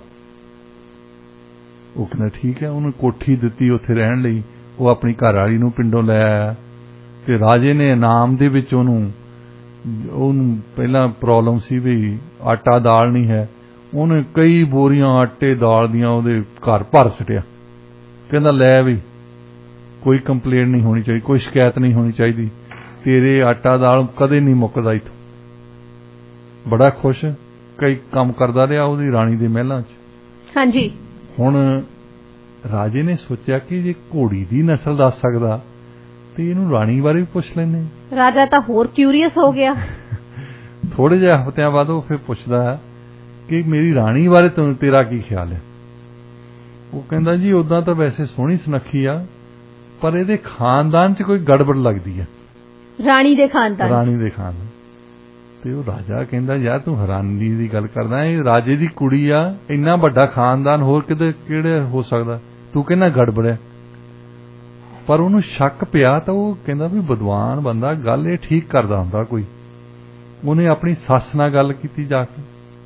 ਉਹਦੀ ਸੱਸ ਬਹੁਤ ਬਿਰਧ ਹੋਈ ਸੀ। ਉਹ ਕਹਿੰਦੀ ਪੁੱਤ ਮੈਂ ਤੈਨੂੰ ਵੈਸੇ ਦੱਸਣਾ ਚਾਹੁੰਦੀ ਸੀ, ਕਿਉਂਕਿ ਹੁਣ ਮੇਰੇ ਤਾਂ 2-4 ਦਿਨ ਹੀ ਰਹਿੰਦੇ ਆ। ਹਾਂਜੀ। ਤੇ ਮੇਰੇ ਮਨ 'ਚ ਸੀ ਵੀ ਤੈਨੂੰ ਸੱਚੀ ਗੱਲ ਦੱਸ ਦਵਾਂ। ਕਹਿੰਦੀ ਦਰਅਸਲ ਜਦੋਂ ਸਾਡੀ ਕੁੜੀ ਬਹੁਤ ਹੀ ਛੋਟੀ ਸੀ, ਉਸ ਵੇਲੇ ਤੇਰੇ ਸਹੁਰੇ ਨੇ ਤੁਹਾਡਾ ਰਿਸ਼ਤਾ ਕਰ ਦਿੱਤਾ, ਇਸ ਕਰਕੇ ਕਿ ਸਾਡੀਆਂ 2 ਰਿਆਸਤਾਂ ਇਕੱਠੀਆਂ ਹੋ ਜਾਣ, 2 ਰਿਆਸਤਾਂ ਇਕੱਠੀਆਂ ਹੋਣ, 2 ਫੌਜਾਂ ਇਕੱਠੀਆਂ ਹੋਣ, ਸਾਡੀ ਵੱਡੀ ਫੌਜ ਬਣੂਗੀ, ਸਾਡੀ ਵੱਡੀ ਰਿਆਸਤ ਬਣੂਗੀ। ਸੋ ਇਸ ਕਰਕੇ ਇਹ ਰਿਸ਼ਤਾ ਜ਼ਿਆਦਾ ਰਾਜਨੀਤਿਕ ਸੀ, ਸਿਆਸੀ ਰਿਸ਼ਤਾ ਸੀ। ਹਾਂਜੀ। ਤੇ ਉਸ ਤੋਂ ਉਹ ਬਹੁਤ ਖੁਸ਼ ਸੀ। ਤੇ ਤੇਰੇ ਪਿਓ ਨੂੰ ਪੁੱਛਿਆ ਤਾਂ ਉਹਨਾਂ ਨੇ ਮੰਨ ਲਈ ਗੱਲ, ਤੁਹਾਡਾ ਸੀ ਮੰਗਣੀ ਕਰਤੀ ਛੋਟਿਆਂ ਹੁੰਦਿਆਂ ਦੀ। ਕਹਿੰਦੀ ਉਸ ਤੋਂ ਥੋੜੇ ਦਿਨਾਂ ਬਾਅਦ ਹੀ ਮੇਰੀ ਧੀ ਮਰ ਗਈ ਰਾਤ ਨੂੰ। ਹੁਣ ਕਹਿੰਦੀ ਸਾਡੇ ਤਾਂ ਰਾਜੇ ਨੂੰ ਨੀਂਦ ਨਾ ਆਵੇ ਵੀ ਇੱਕ ਤਾਂ ਧੀ ਮਰ ਗਈ, ਤਾਂ ਦੂਸਰਾ ਮੇਰੀ ਜਿਹੜੀ ਮੰਗਣੀ ਕੀਤੀ ਸੀ ਸਾਡੀਆਂ 2 ਰਿਆਸਤਾਂ ਨੂੰ ਤਕੜੇ ਕਰਨ ਲਈ, 2 ਰਿਆਸਤਾਂ ਨੂੰ ਜੋੜਨ ਲਈ, ਉਹ ਖੂਹ 'ਚ ਪੈ ਗਈ। ਹਾਂਜੀ। ਫਿਰ ਰਾਤੋਂ ਰਾਤ ਉਹ ਕਹਿੰਦੀ ਅਸੀਂ ਕਿਸੇ ਨੂੰ ਦੱਸਿਆ ਨਹੀਂ, ਤੇ ਸਾਡੇ ਉੱਥੇ ਇੱਕ ਨੱਚਣ ਗਾਉਣ ਵਾਲੀ ਹੁੰਦੀ ਸੀ ਰਹਿੰਦੀ, ਉਹਨਾਂ ਦੇ ਹੈਰਮ ਜਿਹੜਾ ਹੁੰਦਾ ਹੈ, ਉੱਥੇ ਇੱਕ ਨੱਚਣ ਵਾਲੀ ਦੀ ਕੁੜੀ ਦੀ ਉਮਰ ਸਾਡੀ ਕੁੜੀ ਦੀ ਉਮਰ ਦੇ ਬਰਾਬਰ ਸੀ। ਉਹਨੂੰ ਲਿਆਂਦਾ ਅਸੀਂ, ਕਹਿੰਦੀ ਉਹਨਾਂ ਦੀ ਕੁੜੀ ਅਸੀਂ ਗੋਦ ਲਈ ਉਸੇ ਉਮਰ ਦੀ ਕਰਕੇ, ਤੇ ਆਪਣੀ ਕੁੜੀ ਦੀ ਮੌਤ ਅਸੀਂ ਲੁਕਾਈ, ਵੈਸੇ ਉਹਨੂੰ ਦਫਨਾਤਾ ਕਿਸੇ ਨੂੰ ਦੱਸਣ ਤੋਂ ਬਿਨਾਂ ਹੀ। ਤੇ ਇਹ ਐਕਚੁਅਲੀ ਜਿਹੜੀ ਤੇਰੀ ਘਰ ਵਾਲੀ ਆ, ਇਹ ਨੱਚਣ, ਇਹ ਕੁੱਠੇ ਵਾਲੀ ਦੀ ਕੁੜੀ ਆ। ਉਹ ਰਾਜੇ ਨੇ ਮਾਰਾ ਸਿਰ ਥੱਲੇ ਨੂੰ ਸੁੱਟਿਆ, ਕਹਿੰਦਾ ਵੀ ਵਿਦਵਾਨ ਬੰਦਾ, ਵਾਕਈ ਵਿਦਵਾਨ ਹੈ। ਵੈਸੇ ਰਾਜੇ ਨੂੰ ਸ਼ੌਕ ਤਾਂ ਬਹੁਤ ਵੱਡਾ ਲੱਗਿਆ ਹੁਣ, ਉਹਦੇ ਪੈਰਾਂ ਥੱਲੇ ਜ਼ਮੀਨ ਖਿਸਕ ਗਈ ਹੋਣੀ ਆ ਇੱਕਦਮ। ਉਹਨੇ ਭੇਡਾਂ ਬੱਕੜੀਆਂ ਜੇ ਉਹ ਇੱਕ ਚੰਗਾ ਮੈਦਾਨ ਲੈ ਕੇ ਦੇਤਾ ਉਹਨੂੰ ਜ਼ਮੀਨ ਦਾ, ਤਾਂ ਉੱਥੇ ਸੁਧੀਆਂ ਹੀ ਭੇਡਾਂ ਬੱਕਰੀਆਂ ਰੱਖਦੀਆਂ। ਕਹਿੰਦਾ ਤੂੰ ਦਾਲਾਂ ਤਾਂ ਆਟੇ ਦੀ ਗੱਲ ਕਰਦਾ ਸੀ, ਲੈ ਰੋਜ਼ ਭਾਵੇਂ ਮੀਟ ਖਾ ਹੁਣ, ਪਰ ਮੈਨੂੰ ਇਹ ਤਾਂ ਦੱਸ ਵੀ ਤੂੰ ਖਾਨਦਾਨ ਕਿੱਦਾਂ ਪਤਾ ਕਰ ਲਿਆ। ਉਹ ਕਹਿੰਦਾ ਜੀ ਗੱਲਬਾਤ ਕਰੇ ਤੇ ਪਤਾ ਲੱਗ ਜਾਂਦਾ, ਦੇਖਣ ਤੋਂ ਪਤਾ ਲੱਗ ਜਾਂਦਾ, ਆਦਤਾਂ ਤੋਂ ਨਸਲ ਦਾ ਪਤਾ ਲੱਗ ਜਾਂਦਾ। ਤੇ ਉਹ ਕਹਿੰਦਾ ਵੀ ਤੂੰ ਤਾਂ ਬਹੁਤ ਹੀ ਵਿਦਵਾਨ ਆ ਸੱਚੀ, ਵੀ ਤੇਰੇ ਵਰਗਾ ਵਿਦਵਾਨ ਤਾਂ ਮੇਰੇ ਦਰਬਾਰ 'ਚ ਹੈ ਨਹੀਂ, ਤੂੰ ਮੇਰੇ ਦਰਬਾਰ 'ਚ ਆ। ਉਹਦੀ ਪ੍ਰਮੋਸ਼ਨ ਹੋ ਗਈ। ਉਹ ਉਹਦੇ ਰਾਜੇ ਦੇ ਦਰਬਾਰ ਦੇ ਵਿੱਚ ਚਲ ਗਿਆ, ਉੱਥੇ ਕੰਮ ਕਰਦਾ ਰਿਹਾ। ਕੁਝ ਹਫ਼ਤਿਆਂ ਬਾਅਦ ਫਿਰ ਦਿਮਾਗ 'ਚ ਆਇਆ ਰਾਜੇ ਦੇ ਵੀ ਮੈਂ ਆਪਣੇ ਬਾਰੇ ਵੀ ਪੁੱਛ ਲਵਾਂ। ਰਾਜੇ ਨੂੰ ਤਾਂ ਵੈਸੇ ਇਹ ਸ਼ੋਰ ਹੋਣਾ ਨੇ ਕਿ ਮੈਂ ਤਾਂ ਹੈ ਹੀ ਰਾਜਾ, ਤਾਂ ਵੀ ਮੇਰਾ ਜਿਹੜਾ ਖਾਨਦਾਨ ਆ ਮੇਰਾ ਤਾਂ ਬਹੁਤ ਵਧੀਆ ਹੋਣਾ। ਹਾਂਜੀ। ਉਹ ਕਹਿੰਦਾ ਕਿ ਮੇਰੇ ਬਾਰੇ ਤੇਰਾ ਕੀ ਖਿਆਲ ਹੈ। ਤੇ ਵਿਦਵਾਨ ਕਹਿੰਦਾ ਜੀ ਮਾਫ ਕਰਨਾ, ਤੁਹਾਡੇ ਵੀ ਖਾਨਦਾਨ 'ਚ ਮੈਨੂੰ ਗੜਬੜ ਲੱਗਦੀ ਹੈ। ਰਾਜੇ ਦੇ ਖਾਨਦਾਨ 'ਚ ਵੀ ਗੜਬੜ। ਰਾਜੇ ਦੇ ਕਹਿੰਦੇ ਤੌਰ ਚੱਕਿਆ ਗਿਆ ਇੱਕਦਮ, ਤੇ ਉਹਨੇ ਜਾ ਕੇ ਆਪਣੀ ਮਾਂ ਨਾਲ ਮਹਿਲਾਂ 'ਚ ਗੱਲ ਕੀਤੀ कि मां मेरे बारे एक विद्वान ने आ गल कीती है।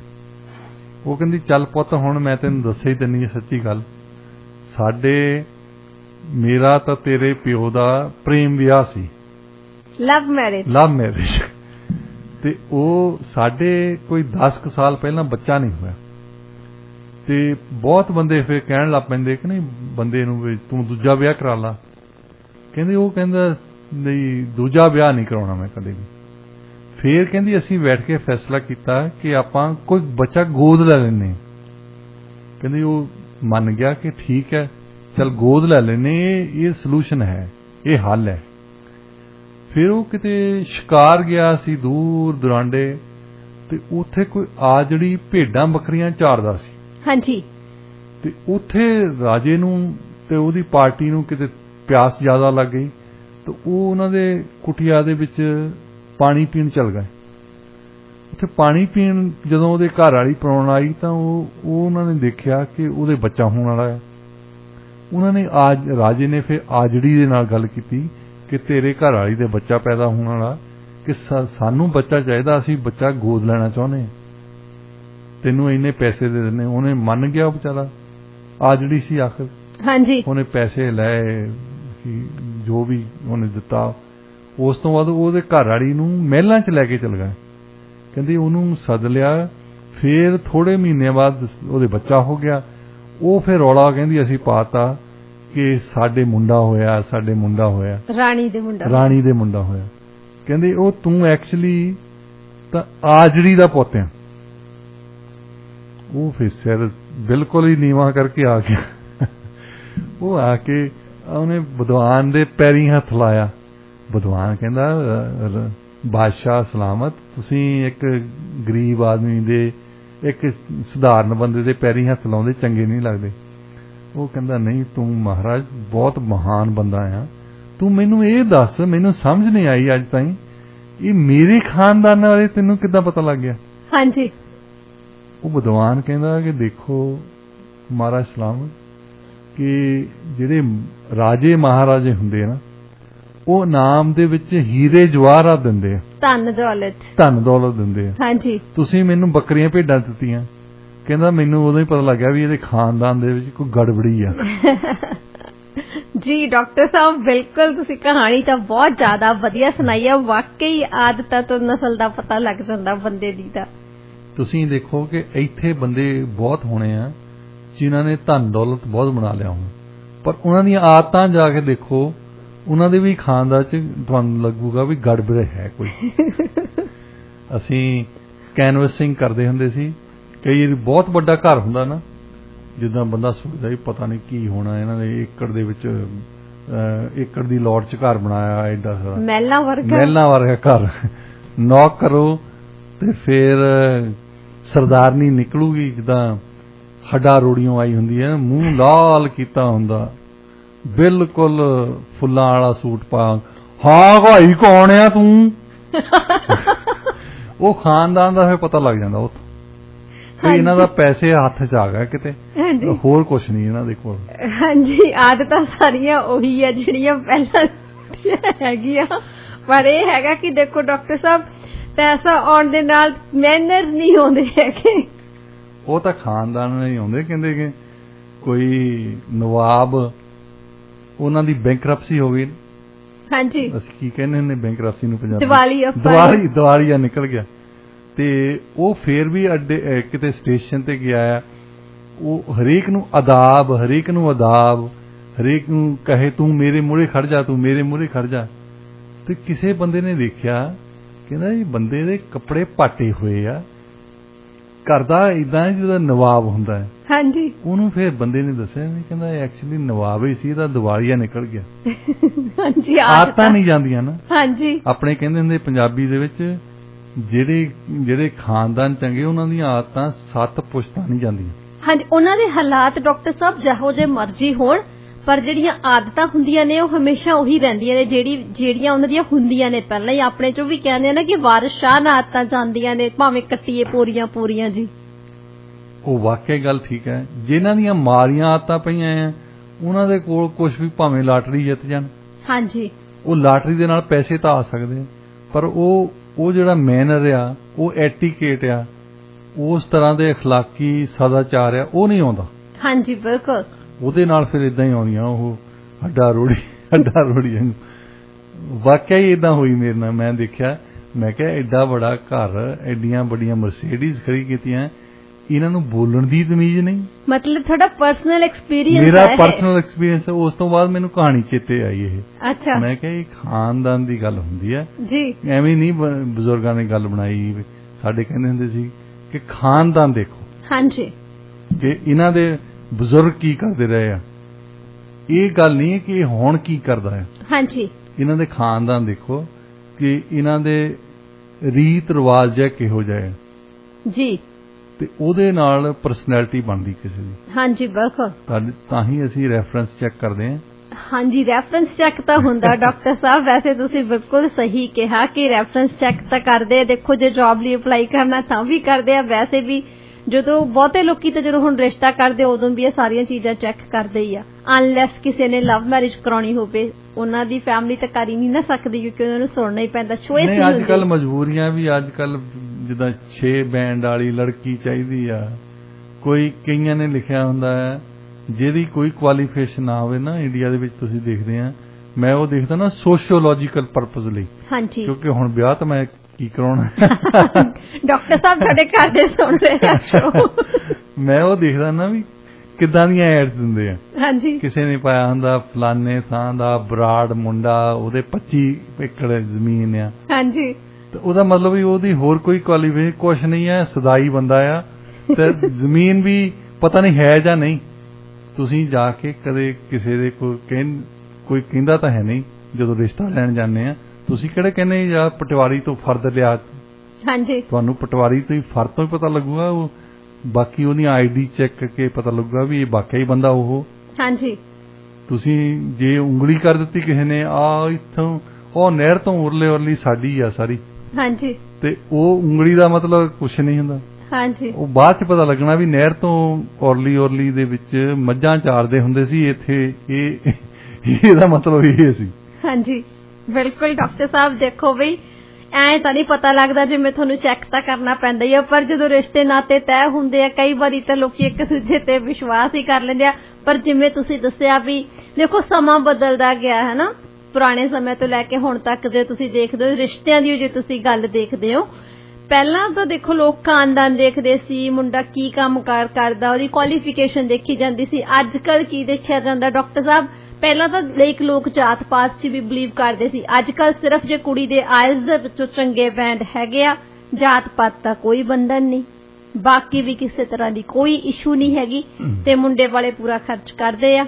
ਤੇ ਫਿਰ ਉਸ ਤੋਂ ਬਾਅਦ ਤੁਹਾਨੂੰ ਪਤਾ ਕਈ ਕੇਸਿਸ ਦੇ ਵਿੱਚ ਕਿੰਨੀਆਂ ਪ੍ਰੋਬਲਮਸ ਆ ਜਾਂਦੀਆਂ ਨੇ। ਫਿਰ ਜਦੋਂ ਕੁੜੀਆਂ ਆਪਣਾ ਮਾਈਂਡ ਚੇਂਜ ਕਰ ਲੈਂਦੀਆਂ ਨੇ ਕਈ ਇੱਥੇ ਆ ਕੇ, ਜਿਹੜੀ ਬੇਸਿਕਲੀ ਉਹਨਾਂ ਨੇ ਮੈਰਿਜ ਡੀਲ ਕੀਤੀ ਹੁੰਦੀ ਆ ਉਹਦੇ 'ਚ ਪ੍ਰੋਬਲਮ ਆ ਜਾਂਦੀ ਆ। ਫਿਰ ਜੀ ਕਈ ਵਾਰੀ ਕਹਿੰਦੇ ਹੁੰਦੇ ਆ ਕੋਈ ਅਕਾਲੀ ਦਲ ਦਾ ਬਜ਼ੁਰਗ ਖੜਨ ਲੱਗਾ ਸੀ, ਉਹਨੂੰ ਟਿਕਟ ਮਿਲ ਗਈ MLA ਦੀ। ਅਕਾਲੀ ਦਲ ਦੇ ਇਹਨਾਂ ਦੀ ਮਹਾਨਤਾ ਇਹ ਹੁੰਦੀ ਸੀ ਪੁਰਾਣੇ ਅਕਾਲੀ ਦਲ ਦੇ ਵਿੱਚ ਕਿ ਤੁਸੀਂ ਇਹ ਦੱਸਣਾ ਕਿ ਅਸੀਂ ਇੰਨੇ ਸਾਲ ਜੇਲ੍ਹ ਕੱਟ ਕੇ ਆਏ, ਉਹਨੂੰ ਚੰਗਾ ਮੰਨਿਆ। ਇਹ ਰੈਫਰੈਂਸ ਪੁਆਇੰਟ ਹੁੰਦਾ ਸੀ।